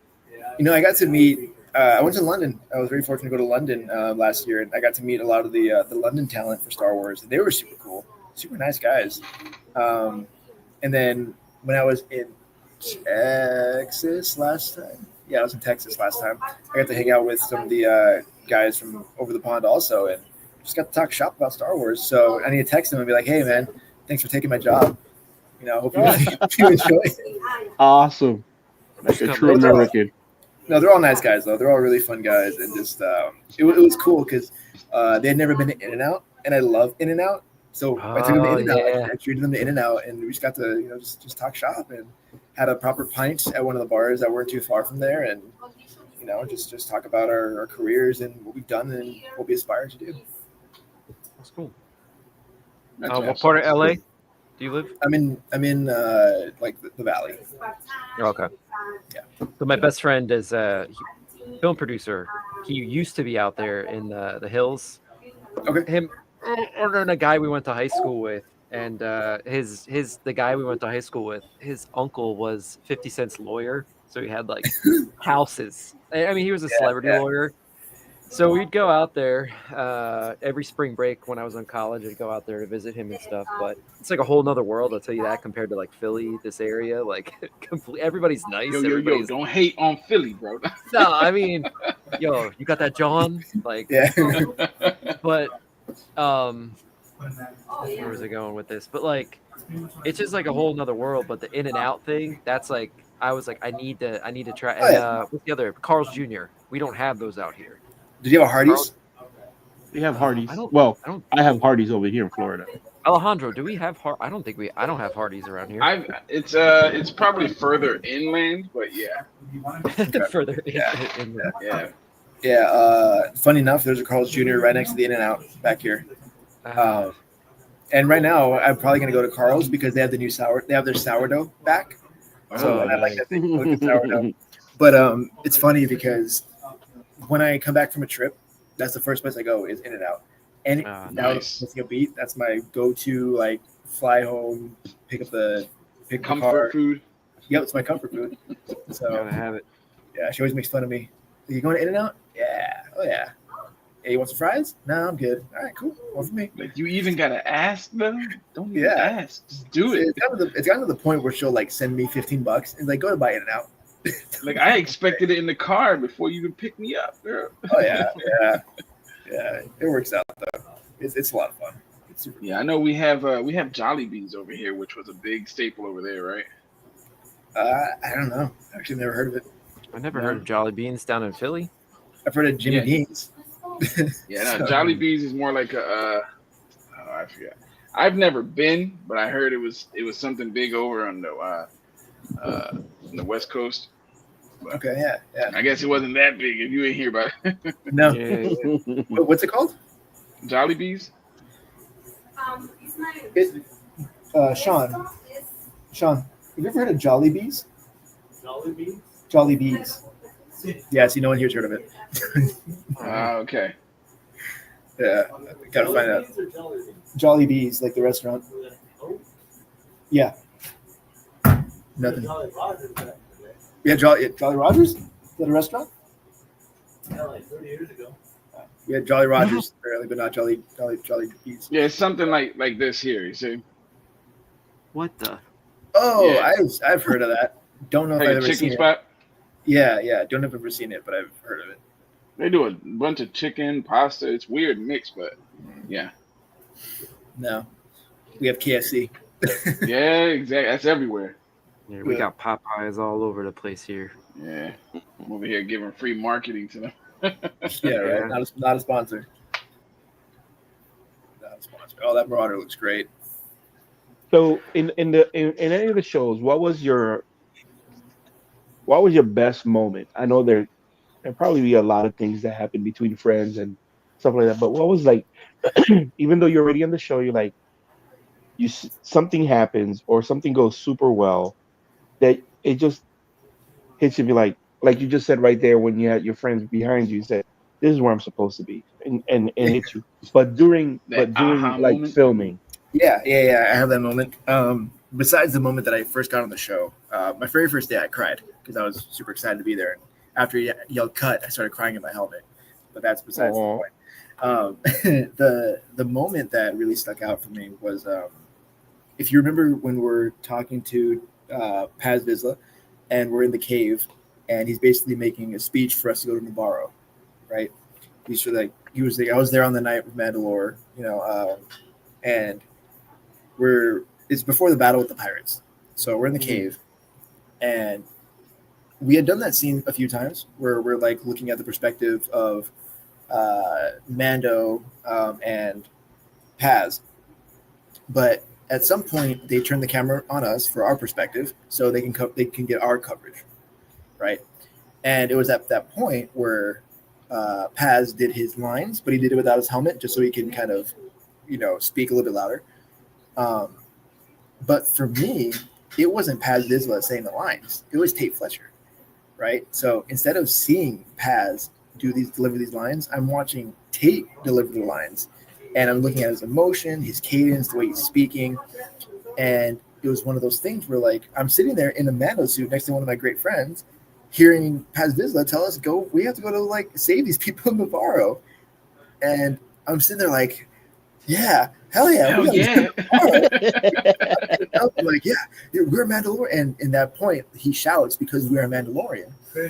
And I remember being in that moment, he's like, yeah, man, I'm a Mandalorian. We are a Mandalorian.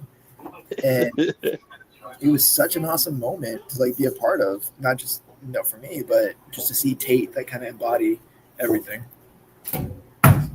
That's what's up. That's awesome. Yeah, that's crazy. See, that's what I'm talking about. Shit, I cried too, man. I cry too. I cry every day. I put on the helmet. I go home crying, and they can't get it off. It's mine.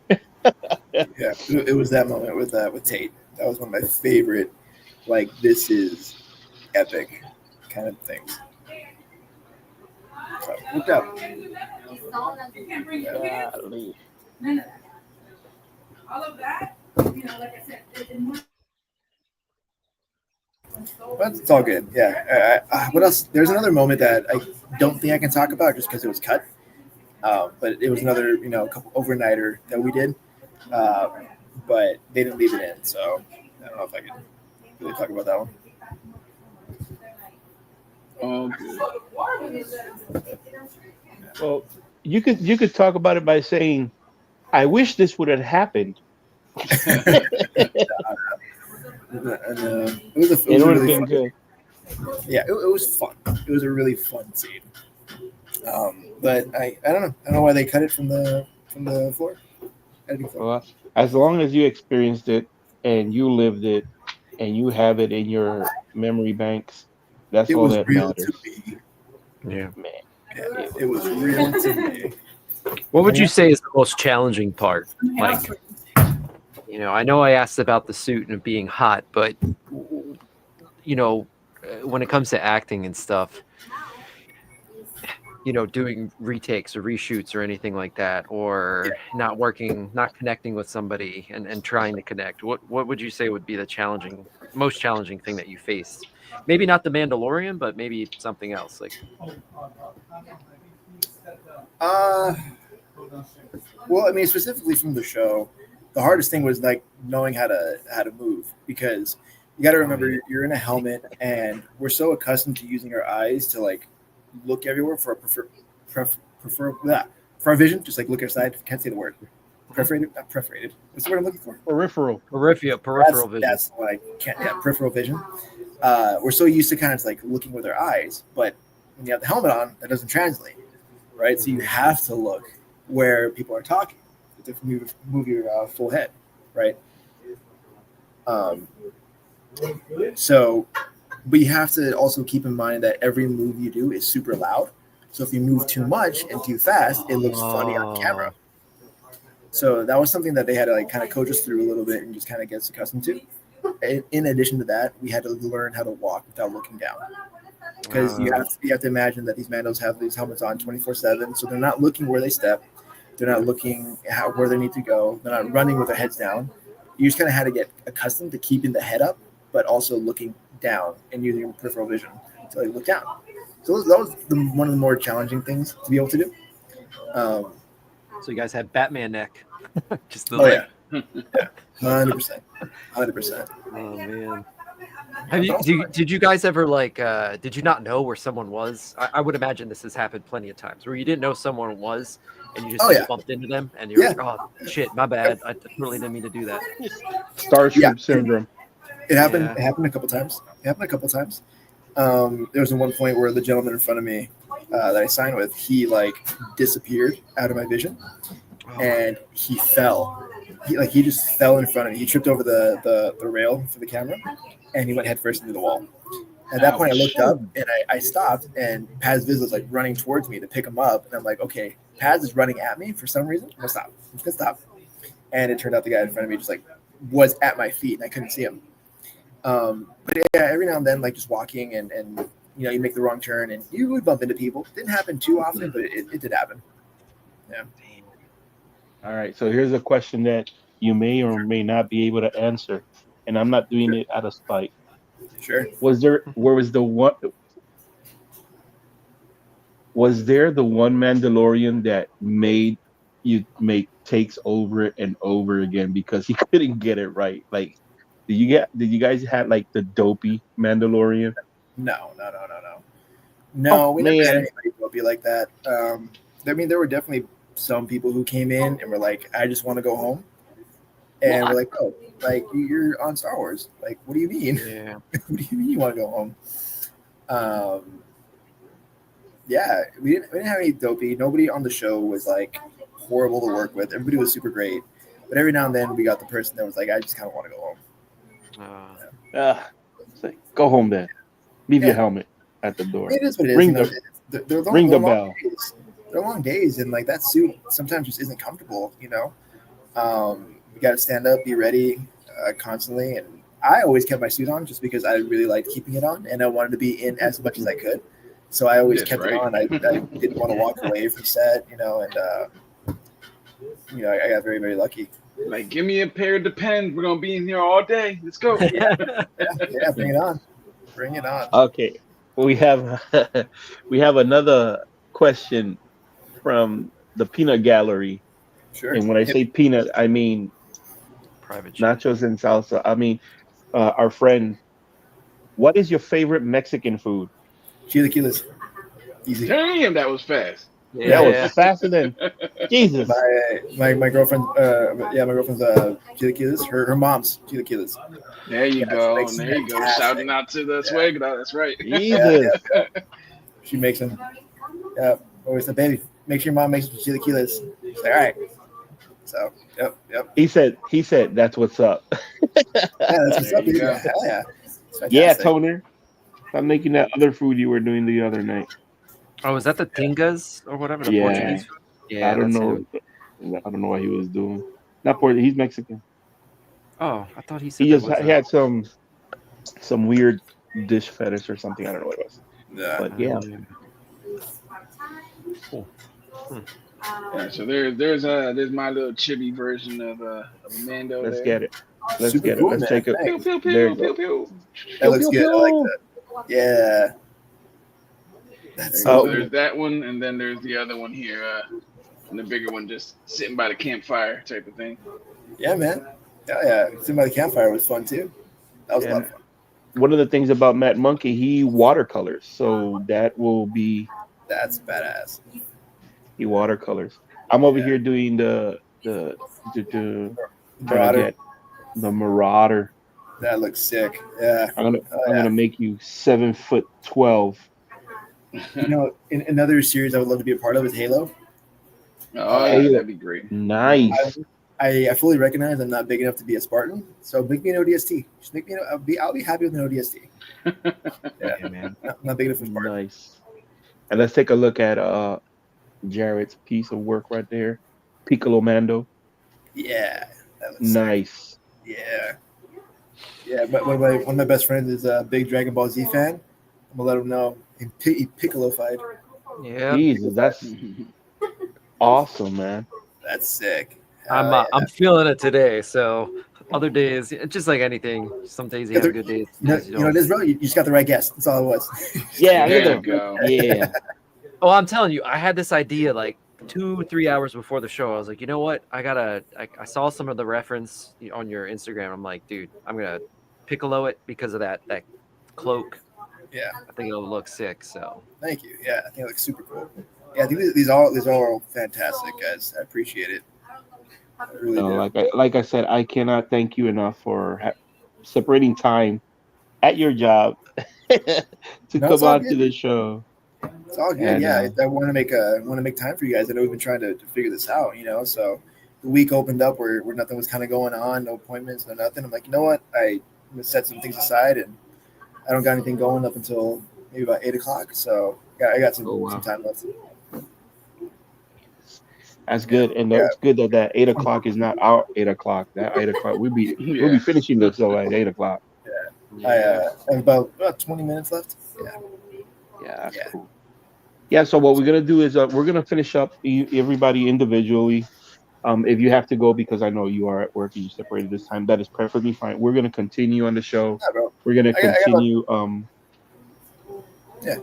I got about 20 minutes, guys. If you wanted to keep going, we got 20 minutes. Oh, no, yeah. So we're gonna continue with this. Try to figure it out, ink it, draw it, do some plot twists on the show and whatnot. Yeah. So when is your next road trip like for a con? I know that you were busy last. Where am I going next? Yeah, Texas is it that you said or no? I know I'm going back to Michigan. I believe I'm going to Florida next month. No, in August. But I have to confirm that one. I'm going to New Mexico outside of Roswell. I forget exactly what the town is, but we're going to Roswell and then driving outside of Roswell. But I like the original show, Roswell, and I've always wanted to go to Roswell. So I'm excited to go there and see what's up, and travel. Make sure you bring your real weapons over there. Yeah, right. Yeah, but Area 51 gonna get you. Those are my next endeavors. Where we're heading. Yeah. So, we'll see, man. You never know. Coast trips. I'm sorry. East Coast. Anything East Coast you got going on? I may have missed it. For Florida, but that's about it. Yeah.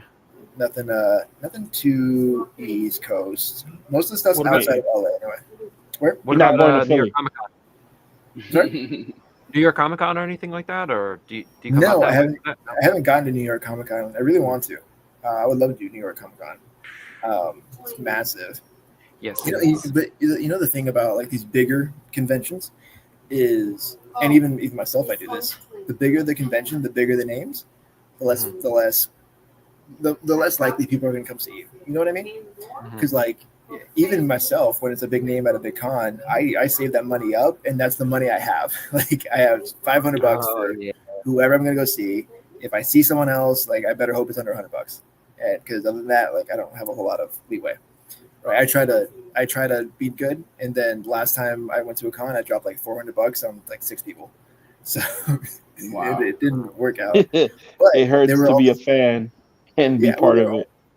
they were all the stunt people for Power Rangers. They were at a con, so I got most of the stunt guys for Power Rangers. I had to sign the helmets too. So I have all 7 original helmets, and they're all signed Oh. by the actors. Yeah, and they're stunt people. Jeez.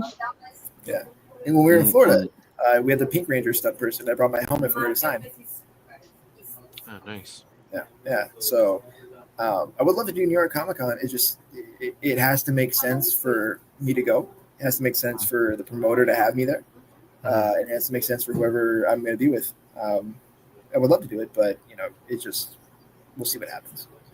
Have you ever thought about gathering some of your buddies, the Mandalorians, and make it like a group trip to be like 3 or 4 Mandalorians to be at one shot to do a panel or something like that? We've done that. I mean, we did that at Rebel Scum. Rebel Scum Okay, had okay. like 5 of us. We had myself, Rory, Lisa, and Tate. So we were the Mandos, and plus they had Latif, Barry, and Brendan. So they had like 8 Mandos there, right? Dang. In addition to that, Rory Ross and I, we travel all the time, him and I, because we're a duo. We have the photos of each other, or photos with each other. So we usually do a duo thing that people really love. But sometimes it just depends, because for promoters, it has to make sense as well. Because like when you have one too many of the same thing, it's like Yeah, gotcha. people have to pick and choose. But also the cool thing is like each of us are our own individual Mandos, So it sometimes makes sense for people, sometimes it doesn't. It just really depends. I know one of my agents represents at least 4 of us.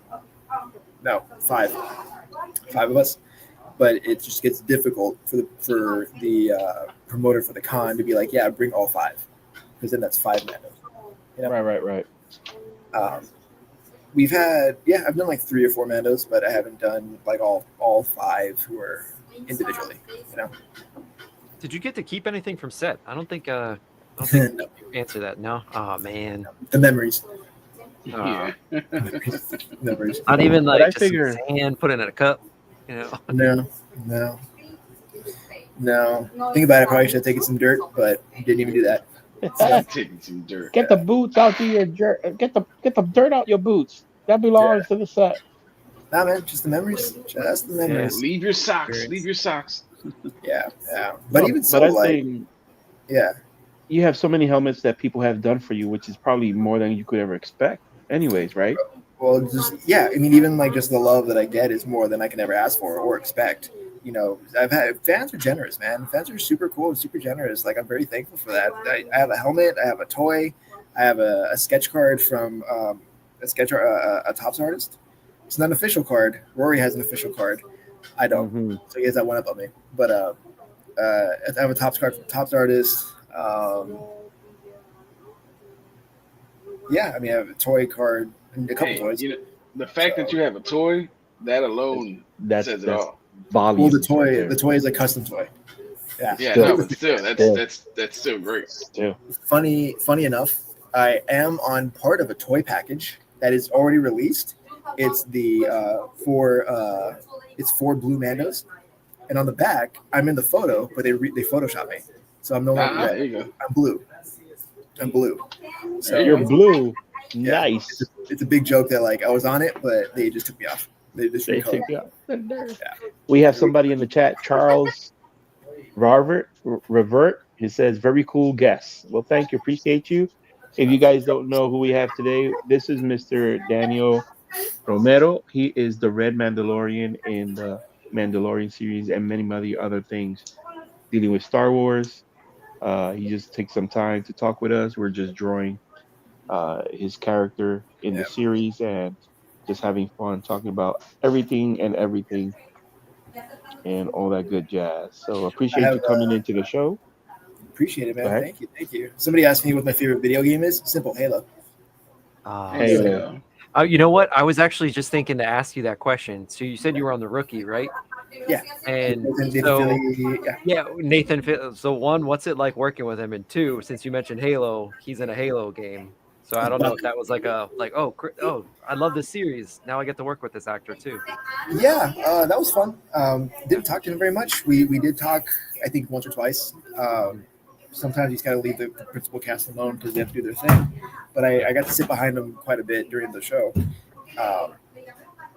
I don't remember if I ever like talked to him and said you're part of Halo. You're Buck. Like I love Halo. Like, Buck was my Yeah, favorite guy. I don't think I ever nerded out like that because like I wanted to keep my job. So, Good answer. Good yeah, answer. I wanted to keep my job. But yeah, that was a lot of fun. That was a lot of fun just to be there, a part of that too. You know, and my dad worked at the sheriff's department, so I got to tell my dad like, "Hey, Dad, look, I made it. I'm a cop." So not a real one, but I'm a cop. Get out of here, you wise buddy. That's So funny. I always joke with him. I got to work sheriff's department, you know, LAPD, Army, Navy, you know, the SEALs. And I'm like, yeah, see, Dad, you wanted me just to be LA or sheriff's department? Look, now I'm all 5 divisions. We're all 5 Yeah, you did it all. You did Yeah. it all. One up on you, man. So I always make that joke with him. Come on, Dad, catch up. I'm forward it. Yeah. And but yeah, I mean, working on the rookie was a lot of fun too. So it was fun. That's cool, man. That's awesome. Yeah, Have that all under your belt, man. That's great. Jesus, Thank- that's quite a career, man. Yeah. Again, it's been very fortunate, man. A lot of it's right place, right time kind of thing, and just very fortunate. Now the next thing you got to do is just go work at an In-N-Out, man. You know, they were my cousins always told me to go to In-N-Out, work at In-N-Out. I haven't done it yet, but if they get Shoot a discounts, commercial. Go shoot a Yeah. commercial for In-N-Out. There you go. that'd be a lot of fun. That would be cool. Yeah, shoot a commercial for In-N-Out. Get yourself some In-N-Out for life. Yeah, free In-N-Out. That'd be great. Well, it's funny because I have on my license plate, it's the border that goes on my license plate, In-N-Out. Mm. I have In-N-Out bag. I have In-N-Out socks, trunks, Oh man, water bottle. I think on my Man, keys, In-N-Out at some this point. man loves In and Out. I love In-N-Out, dude. Next show, you're gonna be in is going intervention for In and Out. What's wrong with you? Bro, it's so bad that like come birthday and Christmas, I get In-N-Out gift cards. That's Really? See, those are good friends right there. Yeah.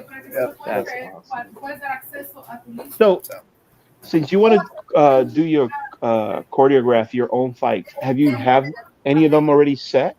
Do you have anything prepared, like when they call you, or just in case or anything like I that? want to be. I don't really want to be a fight choreographer, but I want to be part of someone's choreography. Does that make Oh, sense? okay. Got you. Yeah. You just want to be the fighter in it. Okay. Yeah. Like even if I get my ass kicked, sure. Like I'm cool with that. But like just put me in there to fight somebody. Like I'm cool with that. You know. That's awesome. Linked up with Guy De Silva, man. That's I think because you mentioned that was the guy that I was thinking of right away. Yeah, let me know, man. Because whatever works. You know? I'll forward you his Instagram. Please. Please. Yeah, and he's on, like I mentioned, he's on this. He's a guest on Corridor Digital. Like they do this React, like I mentioned about the. Okay. Yeah. That'll be great. But yeah, the fight guys that I get to work with, or that I have worked with in the past, are all really nice guys, really talented at what they do. You know, so God willing, they get picked up as well, and I get to say I worked with them at some point. So. Yeah. Oh, really cool guys. Now, was there any special weapon that the Marauder, you as the Marauder had, or no? Just a rifle, nothing special. It was just a regular rifle. Yeah, kind of like the one on the bottom, but maybe a little bit long. I guess that's a chippy style, but yeah, it's kind of like the one on the bottom. Actually. Mm. Yeah. So I'm not sure if you probably graduation. I don't know, man. They're over there. That sound like they're having fun, and that's work. I love it. Oh yeah, man, they're having a good time, dude. Yeah, we love what we do. We're all energetic and excited, and again, we love what we do. A lot of competition here, so right now everyone's just kind of talking about it. Now, I don't know if you guys said it in the beginning or what, but where exactly? What are you working? Where? I work in life and retirement. Oh, okay, cool. Yeah, so I work in life and retirement, and I'm a product of this kind of business. So I love what I get to do. Get to talk to families about protecting their legacy and children and whatever it may be. Um, so yeah, again, we all love what we do. So that's why there's so That's much awesome. fun here. That's awesome. A man of the Hey, you- people and also in the stars. Yeah, man. So if you guys ever need any help with that, know where to find me. There we go. I just sent you over his the IG channels. All right, cool. Thank you. You got it, man. All right, yeah, I got them. Nice. Oh, I got something else I could put here. Yeah. All right, guys. I got about 5 minutes left. So if there's any last minute questions, guys, hit me with what you got. All right. I'm pretty much clear. I just can't, thankful that you're here, my man. If anybody else has any questions, shoot them out. If not, we could wrap it up. Saying thank you Favorite to villain? Somebody hit me with what's my favorite villain in Star Wars? Other than Vader, I don't know, man. Like, the favorite villain, I guess, would be I would say Anakin Skywalker. I guess I would put him as the villain, but like Mhm. the end of episode 3, because obviously he becomes who he becomes, right? Spoiler if you don't know. Oh man. no, you But, ruined the stream. They've I don't been know, hiding like, under the Death Star, man. when you really look back at it, like the development of Anakin Skywalker, at least in my opinion, you kind of see what he goes through. The Jedi tear him away from his family, or take him from his family. He told him he can't have attachments, so he loses his mom. Not only that, he loses, the love of his life. Jedi can never be defeated. Qui-Gon is taken out also. So just like that development from kid to villain, when you really kind of examine it, like Anakin Skywalker is an interesting villain. Drama. He actually had some reasons to like turn. Yep. For him, it was all a lie. If my daughter will be here, she'll say, "Everybody makes choices. Yeah. Some people just make the wrong ones." Would you sign a Mando item for a raffle basket for our church? Yeah, man. You know where my Instagram is. Send me a DM, and we'll make something happen. Oh, that's cool. You see, this is what I'm talking about. So in this picture, I know it doesn't go with it, but back here, let me put my before you go because you gotta. So back here on these, I'm gonna put some of the stormtrooper helmets hanging. Oh, cool. Like in From in the Boba Fett one. yeah. So that's the idea that I got. So I'll do that. We'll continue drawing for half an hour. Once again, Danny, man, I appreciate you so much for coming onto the show. We're gonna hit you up with all of this stuff. The stream is there. We're gonna put it on Instagram, and hopefully we could do this again some other time when you get your big role as a big old giant werewolf fighting everybody. God willing, that happens. When it happens, I'll be like, you know what? I'm gonna do another live stream. We'll draw some werewolves and There you whatnot. go. We got you, That's bro. awesome, We man. got you. Yeah, man. All right, I gentlemen. I appreciate you, man. your This is time. awesome. This is great. Yeah, appreciate us talking. If you guys ever want to talk about anything else, hit me up on Instagram. I try to reply as much as I can and talk. So if you guys know anything, you guys need some help with signing some stuff, let me know, and we'll see if we can make something happen. Awesome. Excellent. Cool. That's great. Thank you I so appreciate much. you guys. Hopefully, see you guys at the next con. Yes, sir. All right, yes, man. sir. Sounds good. Hopefully, Thank man. you. Take All right, care, gentlemen. brother. Have a Take good night, care. guys. Thank you. You too. Peace. Bye. Yeah. Whew. Well, that was awesome. What a freaking show. Yeah. I'm going to bed. Good What a night, humble folks. dude. Right. And on that note, we're out. Yeah, Right. That was that cool, was man. awesome.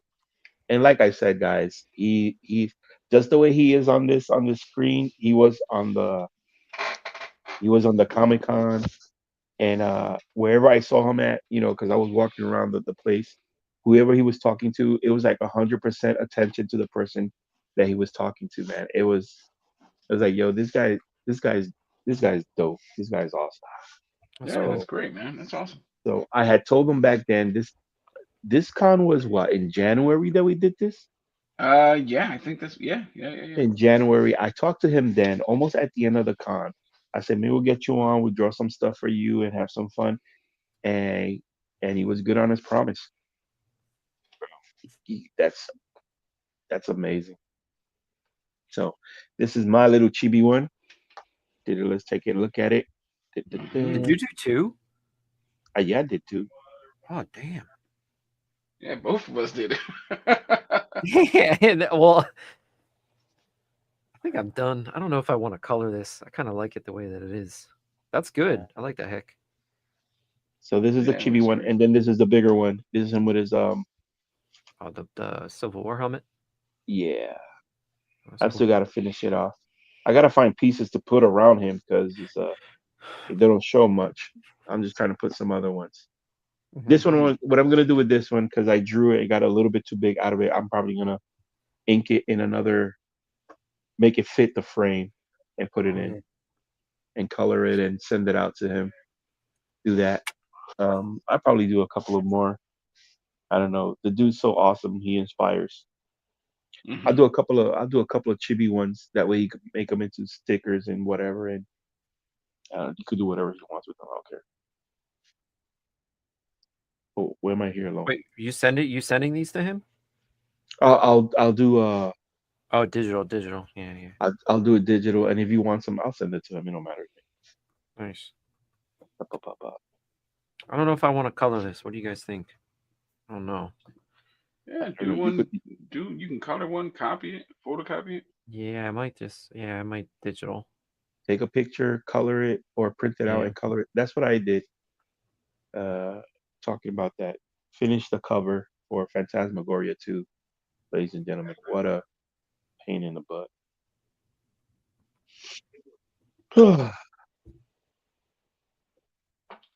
Yo, let me see that Mondo monkey. Oh, Yeah, there's that's that one. dope. Yeah, that's That cool. That that's was the dope. first one I did there, and then the second one right behind it there. Pew, pew, pew. That's good, man. I'm thinking about coloring this one. You want to know? I want to color both of them, but this one came out nice. That one really good. Um, that Marauder helmet's a little bit not easy to do. Yeah, it looked like a lot. Yeah, I got a lot of crazy angles. Let me check out. Let me see your piece, Jared. Yo, that looks good. That looks dope. That looks epic. It kind of gives me bastard type of vibe. Penciled, inked. That's Sweat, part of me blood, wants to. tears. Yeah, I think I'm just gonna take a. I'll probably scan it and then. I'm not good at digitally coloring, so I might No, just is you? print it and then color it. Yeah, Yeah, like what you yeah. That's fine. said. Yeah, That way you still have your original ink yeah. and you don't I mess like it the up. way this looks. Yeah, just do some. You can even just make it gray tones, man. Yeah. So I gotta ask you, Alejandro, Go for it. the con. Yeah. I'm thinking about it. Oh, what the heck? Well, now we got we got two with Here, you. I have an echo. Lexus came in. Hey. Oh, so hopefully it doesn't echo back. What about the con? So yeah, so the con. Mhm. So if I were to do it, big if, what would you recommend having like a table set up? Because like I think obviously I would have to put it, I would have to get like a banner or like I don't know, like what stuff do you have like on your table that you would recommend Me as a personally, first timer? this is, dude. I'm still a first time. I've done it two times there, and this is Huh. gonna be my third. So Mm-hmm. I have a banner. Mhm. I have a banner. I have a tablecloth, Mhm. and I've learned. I went to Michael's and I bought the black books that you can flip through, slide all your art inside, flip Yeah, through yeah. what they want. Mhm. Uh, I have like a comic rack,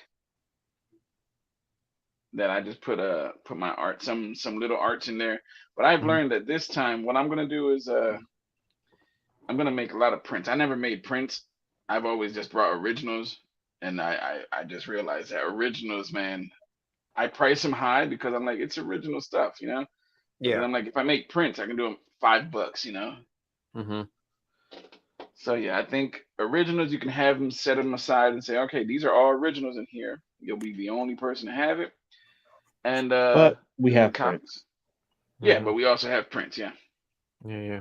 If you like it so much and you can't afford the other one, because no matter what happens, you know, everybody has life, you still Right. could have a piece of my art and you like to help and support my family and my 3 kids and my cat and my dog Yeah, by having a exactly. print.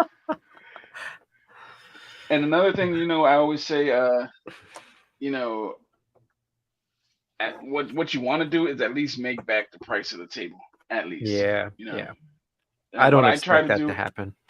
oh, dude, you never know, man. Yeah. There's plenty of people there that you're like, wow, they sold this and they made so much of this, you know, because nowadays a lot of people are making stickers. Stickers are something that people can take home, put on their Yep. cups, put on their desk. Stickers is the way to go. Little trinkets that they can take with them, and Hmm. little prints, mini prints. You know, Hmm. those always sell because you're not spending a fortune, but you're taking, like Hector said, taking something, a little bit of something with them. Yeah, yeah. Those Huh. that's always great. What a show.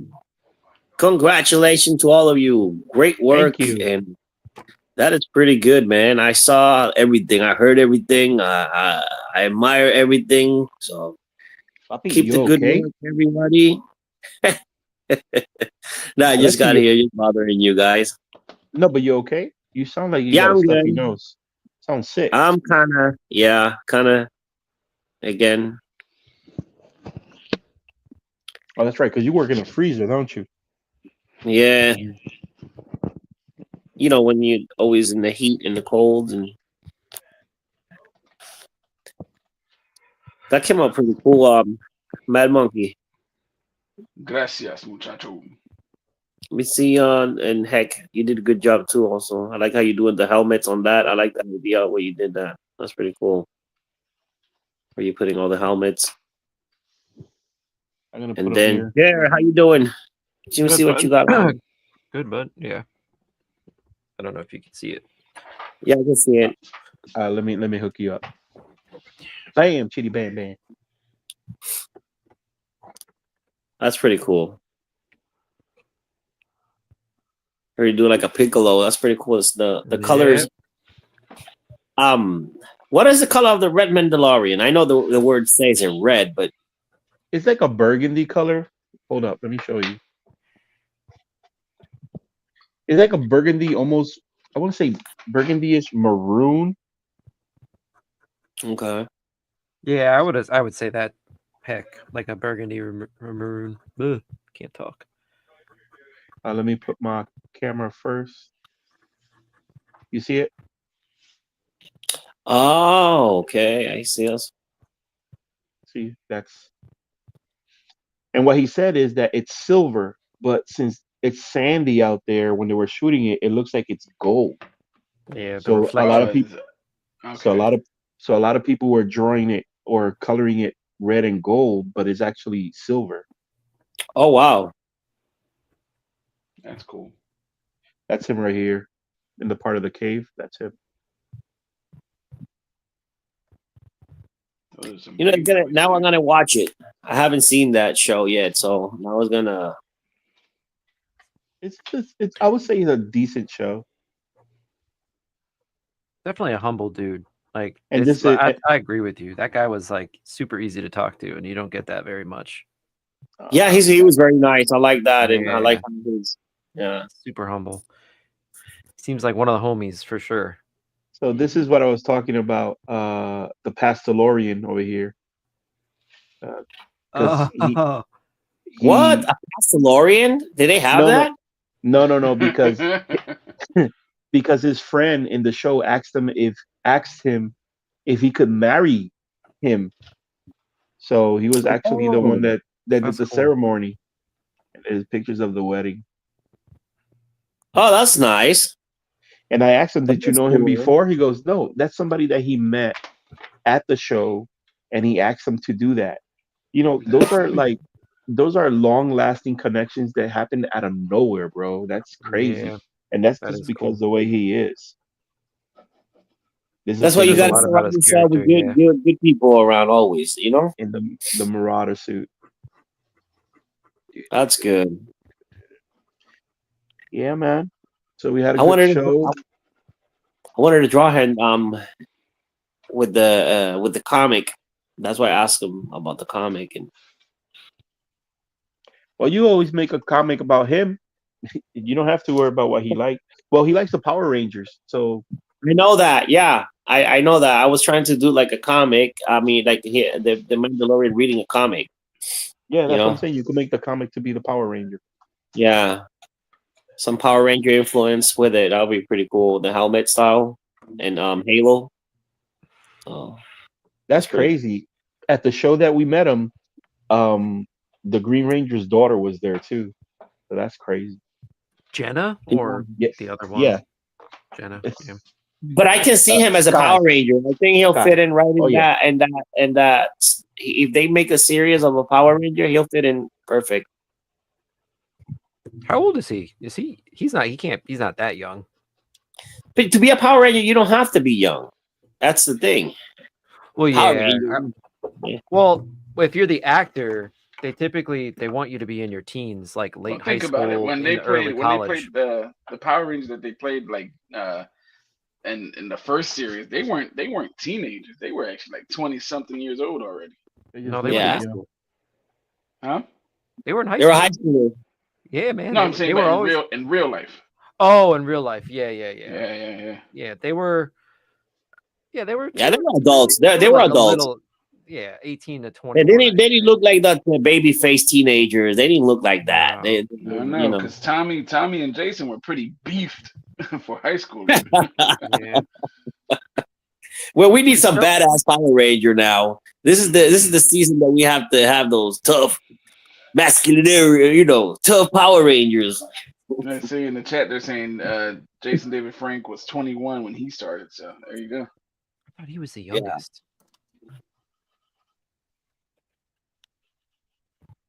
I saw the last episode of Power Ranger. I didn't like it. Of what? Of the Power Ranger, I didn't like The movie? the. Yeah, they had like a little the movie. The 2017 movie. Yeah, I didn't really care for it. I didn't like the robots. I like the suits were kind of different. It was just completely different. The actors were cool looking. Everybody was. They didn't do bad on the acting. They did pretty good on that. It did But- well in theaters and all that too, and the toy lines. Like it did pretty well. That it warranted Really? them a sequel. Yeah, it warranted them a sequel, but they were for some reason things just couldn't line up because the one guy who was the Red Ranger and that he was on Stranger Things then like that same year, Mhm. and then obviously like he was in the Um, following seasons after playing Billy. He plays Billy in Mhm. Stranger Things. So I mean he's gonna take that over Power Rangers. So I'm sure the paycheck's way bigger for Stranger Things. Yeah. I love Stranger Things. That's pretty good. Yeah, I can't wait for the last Hey. season. Hey Charles, that you're in the chat. I have a question for you. How did you come across our YouTube channel? Just curious. Inquiry Minds wants to know. We don't get a lot of new people I at a sent him time. the invite. Who's Charles then? He's the priest at the church. Huh? He's a priest at my church. Oh. Okay. Yeah. Okay, Charles. Welcome to the Art Contenders. This is where Mad Monkey hides when he's not in service. No, just kidding. I'm just kidding. Yeah. Oh, snappy. Good. Well, welcome to the Art Contenders. This is the kind of crazy stuff we doing here. I'm sure Mad Monkey has talked to you and told you about all the shenanigans that happen to an extent. Hey, can we bring the guy from the Master of the Universe, He-Man, in here? Yeah, Do you know him? You go find him. You go. You go. Find He him. said, I'm Monkey's pastor. Oh, cool. Maybe your pastor and my pastor should get together. That's hilarious, man. He said, "Go find Masters of the Universe." Yeah, go find him. Go fight. Go find man. I did see that leaked footage though that they have of him running. It looked pretty cool. The sword looks pretty nice too.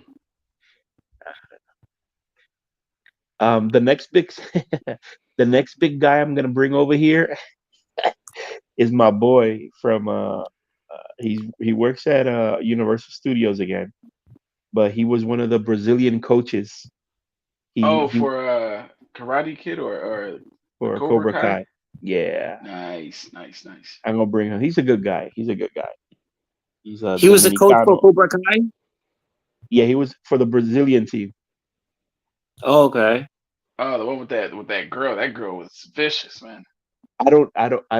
I never seen none of them, so I don't know if I bring Oh, them you and then feel haven't? look stupid. Ah, you better Uh, go watch it then. I just don't Cobra Kai It was fun. It was good cheesy fun, man. is it Hey, really? look, It Ferrigno is. was around my neighborhood not too long ago. Lou Who? Ferrigno. Yeah, the Hulk.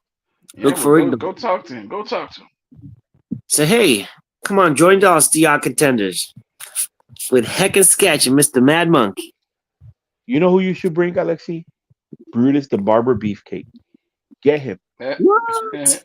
Who's the brute of the barber briefcake? I don't know who's that. Ese Oh mismo. my god. Ese mismo. I enjoyed a great Coco deal. Hey, no Frio. problem. Well, Hey, I'm Charles, thank you surprised so Art much of for coming Sanchez by. jumped in tonight. I don't know. He said Oh Tinga no, and yeah, left. he told me he was beat. He said he had a rough day today. Oh, okay. At least Yeah. he showed up. Oh, I think he's trying to say. I think he's trying to call my bluff. You don't know nobody.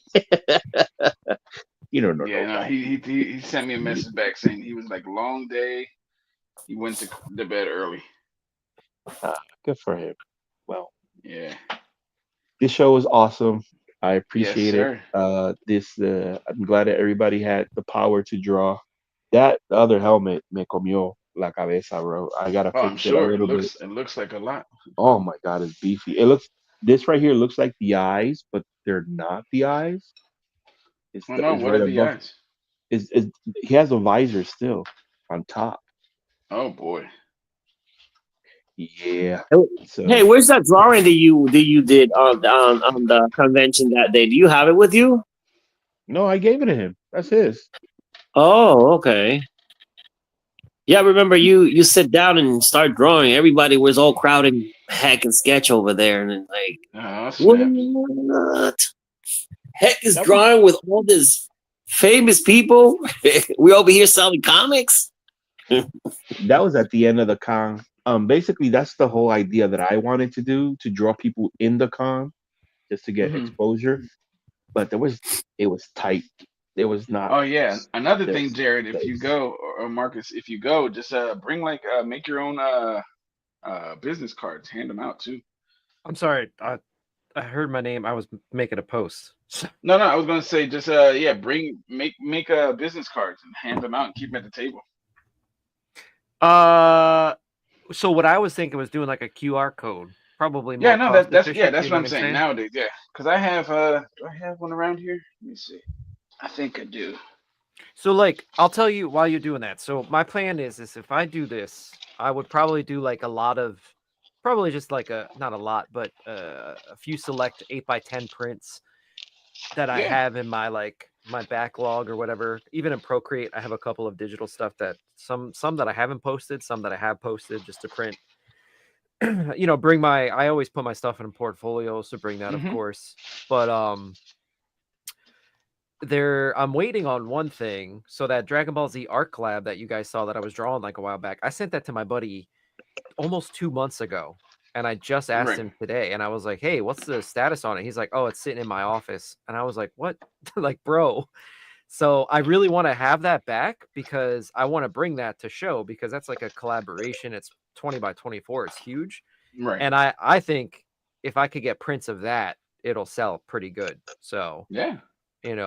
but that's like my plan. But I was going to ask you, like, do I need to get a tablecloth? Like, even from Walmart or whatever, or Yeah, no, would you that'll be recommend good. a Like, banner being made? And I might ask you some more questions, so now please don't feel mind free, me. man. Bring them on. Cause look, And this can I is what sit? I And can have I here. sit next to you? Yeah, no, that's fine. I'll ask around. I'll ask and see if I can. This is what I did. I just printed out my logo here Yeah. and then the QR code there, and that's it. And I'll probably just put like Oh, any sick. other Okay. information on the back. Plain and Yeah. simple. Because Instagram, you can print That's your cool, thing. Mad And that's Monkey. it. I like that. Yeah, that's a good Yep. idea. Okay, cool. Yep. The other thing that you could do, which will be probably a little bit more inexpensive, if you have a good printer, if you have, Mhm.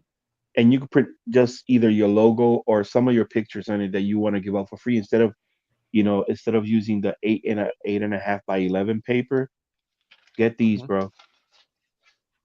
Oh yeah. I know what Oh, you're there you talking go. about. The 228 labels, or what are they called? Yes, sir. Something like They're that. 228s, and on top Oh. of that, each label is a sticker. hmm And we learned this from what's his name? I just talked to him. 7. Guess 77. No, I know who And you're look, talking about. He was on here a while. He was on one of the shows, no, no, like no, no, 2 months ago. no, no, not him. It was Delanus. Hmm. Delanus. He said, yeah, we got these and blah blah blah. What they do is they take some of their art. Yep. They printed art here, and the QR code is in the middle. Okay. And so they give these out for free because you could get these for free. hmm Hmm. So if you go to Those your are what? Those are local 5 post by office, 7, right?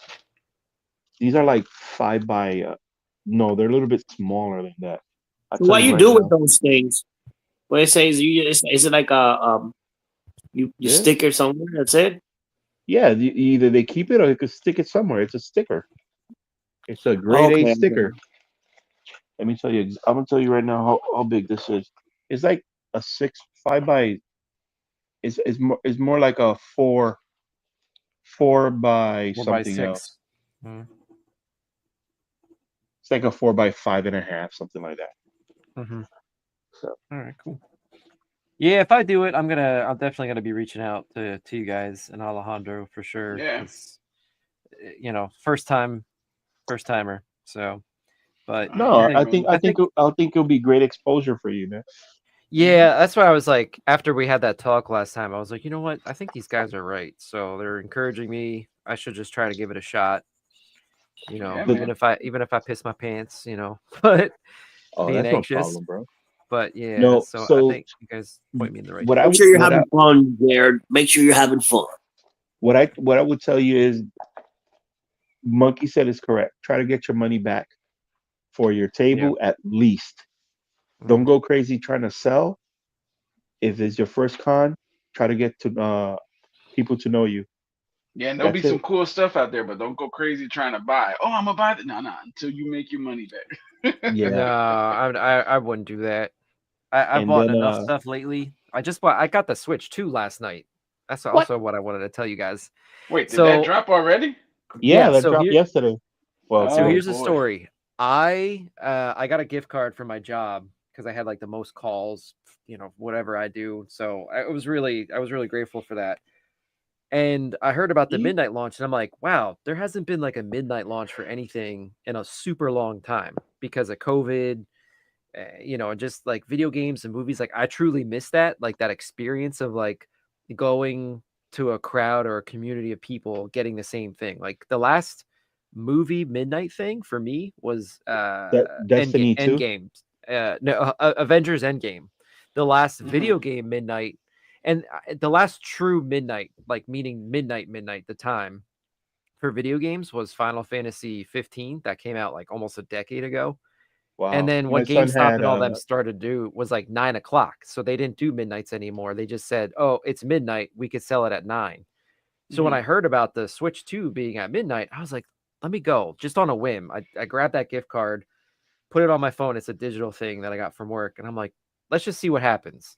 If not, at least I could say that I went and got to see a crowd. And like there was a line at one of the Best Buys like that wrapped around the store, easily like 450 people. So then I went to another Best Buy in a town that's like less people. There's probably only like 60 people in line. I got in line and I got a ticket and I was like, you know what? I'm doing it. So I got it. But yes, I was. It was cool. It was a cool experience to do that again. So So what they did in the store that I'm supposed to be working in, Mhm. you got the prepaid, right? You go to the store during the day and pay it off, and then at midnight you come and pick it up. That's Oh Oh, how they wow. did it. Yeah, this guy plays no games, so he did it that way. yeah. So you make calls. You got a 1-900 number? No, so I'm a project manager for a data company, and like most of my job is working with like big corporate businesses that use our data and or like basically so I can keep my job. I'll keep it simple. Like Danny Romero was saying, like so let's say if there's business A wants to look into business B before they do business, they can like look at their credit score, their reports, see if there's any Got you. people that are Say no on more. a like on a do not do business with list, like pedophiles and yeah, like all that, like cops and Holy so cow! Stop, stop! I don't want to get us in trouble. Jesus, no, I like thought Mad Monkey was bad. no, Jesus. like it's stuff that you could like really dig in and see like if there was a CEO with a company who was like a predator at some point, like and got it, like that kind of stuff, or somebody bought too much boxes, and Are you it put guys them in hiring? debt. Because I want to be that guy. They're in Florida. They're at the main headquarters is called Dun and Yeah, Bradstreet in there Jacksonville. you go. There you go. Dun and Bradstreet. Dun and Bradstreet, yeah. Their main headquarters is in Jacksonville. There you go, heck. So Yeah. DUN as in Nancy Bradstreet. That sounds fun. That's pretty Yeah. cool. So yeah, so every now and then they do like little competitions where we reach out to different, customers just to like engage with them, and then they'll give like Amazon gift cards or whatever. So, Bro, that so sounds like a you get a job finding out bochinche. That's what it sounds yeah, like. yeah, Sounds like it really is. It really is like, hey, they'll people call me up and they're like, hey, this business went in red. What happened? And I have to explain it to them so they, get to understand it. And it could Shut be your mouth. it could be a lot of different reasons as to why the business went red. So you see, a $50 bill will get you this much. yeah. Oh man, that's crazy. That's we don't know the people. You think you know. You think you know Yeah. somebody. It's cool. It's fun. Hmm. It's a fun job. So 4 years. So And you do this from home, or you got to go to an office. no, I work from home. We do have a sister office here where I live in Pennsylvania, so it's like 15 minutes away. But the main headquarters is in Jacksonville. So they have There like you go, heck. There you go. yeah. So the I don't main know, man. headquarters is in Jacksonville, and then they have a small office in Austin, Pennsylvania, and Jersey. There So you go, heck. You can be yeah. the lead bochinchero. You know, I really hate bochinche, bro. I can't But when stand you that. get paid for it, you better go be it. Like, I'll make it up myself. Exactly. That's cool. What's the That is new movie so that's cool. coming out? Wow, Fantastic talk Four. about transitions. Jurassic Pork. Oh, that's terrible. Jurassic Park. Oh, that'll be cool, man. To make like a. I always want to Hey, see Jurassic Park and Aliens. That's what I would like to see, like from Aliens, from Alien Aliens. hey, but So, real quick, yo, guys, I gotta Alexis. head out though. All You right, do? boss. Thank All you so right, much, man. brother. No Yep. problem. You guys have a great night. Keep it up. Yeah, You I'll too, hit bro. you up, Alejandro. Peace. Yeah, no problem, man. Whenever you can. All right, thanks. Later. Alexis, there's a new Yep. trailer for the Alien TV show that just came out today. Dude, I saw that, man. I was like, It looks really good. Like yeah. the quality of it. I was like, this is a TV show? This looks like a movie. Yep. Yeah, I that's love because Alien, man, and I took care of it. Yeah, but the problem with the alien and the dinosaurs is not gonna work out right because the dinosaurs don't have a chance. I would like to see a dinosaur mutated with alien. That'll be pretty cool. But that's different, and that's kind of disgusting. It's mutation. I like kind of stuff like that, weird stuff, No, science fiction. I said it's still kind of disgusting. That means that they'll have to bring some pods down for an alien. I mean, for a dinosaur to look at the face hugger. The face hugger has to be huge to get into a dinosaur's face. That way, it could impregnate it, and then the thing could come out through its chest into a dinosaur slash uh, alien dinosaur. Because back in the days, in the early '90s, or yeah, early '90s, when the Predator movies came out, they came out with a toy line that the aliens were bulls, monkeys, dogs. Oh yeah, yeah, I remember that Yeah, so they Hmm. did emphasize or show that the aliens can become these type of creatures, but because of the the, third movie. Yep, yeah, because the third movie had that dog alien in it. yep, yep. Well, that was my favorite one. I used to have that action figure, man. The alien Really? dog. I God, hated that movie. That movie was the worst one for me. come on, dude. It's, For me, it was like the worst one. all that This is like military. It was rough. that's the one in the space jail, right? Yeah, the third movie. Yep. I like the one with the little midget and the that they got to carry him in the back. Is that the fourth one? Resurrection. Yeah, Resurrections. Yep, I like Resurrection. Winona Ryder's in that one. I like that one. yep. Yeah, it was good. I like the when they that scene where they were on water. Not too long ago, I watched it. I like how Oh seeing the aliens yeah, on the water scene. That was pretty cool I when they forgot were about going that. on. Yeah, but my favorite one is always gonna be number two, then number one. Oh yeah, absolutely.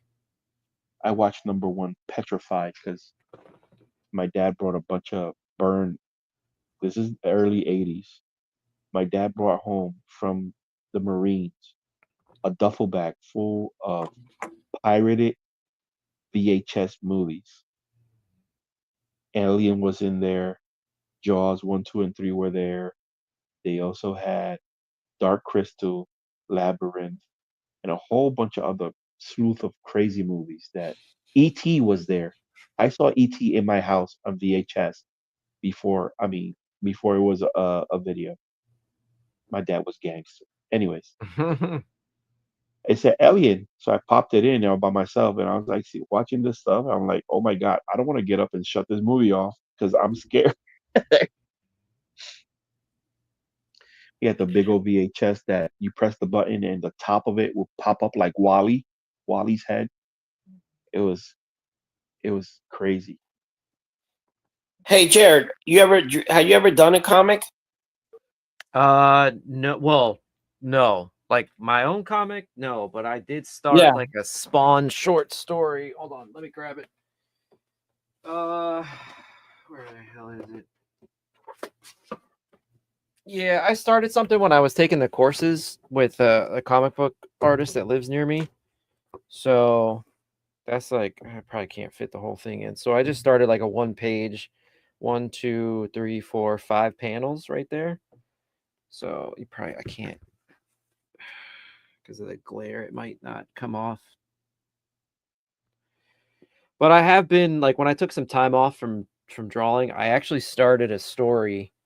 Oh wow, that's cool. Yeah, and then this was an indie cover for a comic that's like local to me. So they Let me check it it's that ironically the comic book is called Marcus, Mm, but it's about Marcus Longinus with the Spear of Destiny. the Spear Uh, Longinus.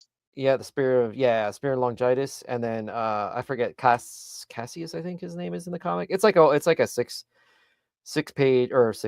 book series, but yeah, it's based off of like a real life guy like this, That off of looks his so best cool. friend. Wow.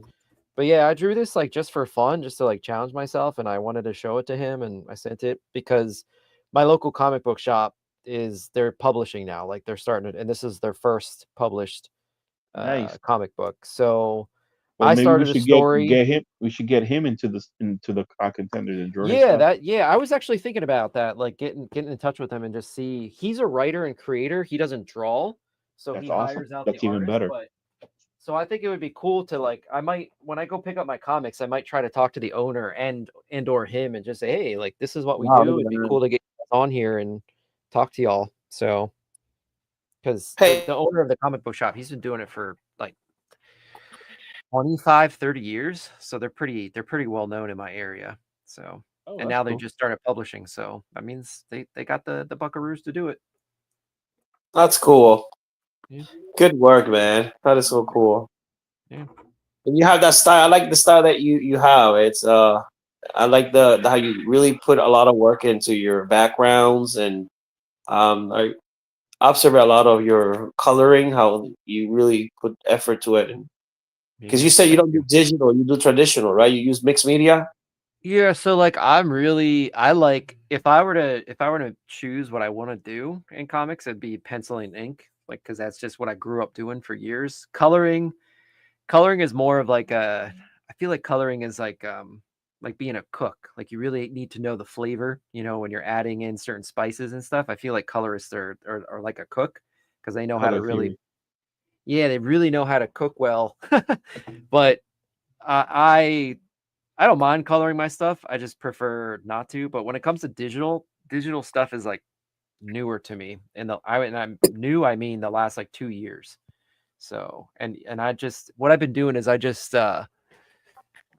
actually use digital like Procreate just to like make thumbnails. So like it's the easiest for me. I can doodle without wasting paper, and I kind of know like how I want my composition to be for whatever I decide to draw. So this is Nice. from Heroes, a TV show that came out a couple years back, 20 years ago or so. Heroes, save the Yeah. save the cheerleader, save the world. Yep. You know it. Save the cheerleader, save the Peter Petrelli. That is the best X-Men show ever done, ever. Yep. Yeah. Season 1, the greatest. So awesome. It went downhill when Love Siler, love cutting people's heads. Yeah. Jeez, yeah, is it that bad? Well, he used Oh, to no, it's a this great show. he Oh, cuts people's brains out to get their power. Yeah. oh wow. So every person that he encountered and died, he would go and look into their brains and get some way somehow their powers. Yeah. He understood how the brain worked, so he needed to see it. And that was how he got their ability. Pretty cool. That's a pretty cool concept. So for and he's still known as like one of the greatest villains on television. Like they still like when they Siler's put that stuff out for TV Guide and stuff. Yeah, Siler is Siler's still known dope, as a man. great villain. The Yeah. Chinese guy was awesome too. Yeah, Hiro Nakamura. Good He old don't Hiro Nakamura. he was the time traveler, right? Yep, time traveler with the sword. And that's actually what my comic book story is about. I'm taking a lot of different elements from Power Rangers Time Force, Heroes, Time Cop. I really love Time Cop, the movie, Minority Report, and kind of creating a story. And I started drawing out. This is like one of the characters Mm. in my comic story. This is Ninja from Metal Gear Solid, but yeah, this was actually the first little doodle I did of like an alien that's in my story. So just to Mm. kind of just a doodle, and I have a book that's dedicated to like sketching in there just to try to get those characters in, but I've mostly been creating the lore. Like there's an app called Notion, and it's kind of like a Pinterest but for notes. So you can really Yeah, like grab and go, and it's been really I think helpful in me trying to like put my ideas down. So I think my friend introduced me to it, and I was like, no, because this is just me. He was yeah. telling me about so many things. He's a medical doctor student, so Huh. he uses it for everything. I was like, Yeah, yeah. that's good for you. But no, I need to get some stuff to get acclimated here stuff because my stuff, if you look over here, is a hot mess and it's clean, but it's still a hot mess. Yeah. But yeah, so all right, guys, it's 11:16. The show went on for a Yeah, good yep. time. My computer died right next to me. It means it's time. Uh, my computer died right next to me, but that's cool because I had my phone plugged with the computer wire. Lord Jesus. In any case, thank you for coming into the show, Alexi. even though you Yeah, came a thank little you bit late. guys. I appreciate it. Have Hope you get better. Yep. And if you have not following Mr. Daniel Romero, just like that, Daniel Romero, go ahead, give him a follow on Instagram. He is the great and mighty Red Mandalorian. So thank you so much. And you guys have a awesome weekend. You too, man. All right, my See you man. next week. Take care. Bye. See you guys. Okay, bye. Yep, there it is. Okay, bye.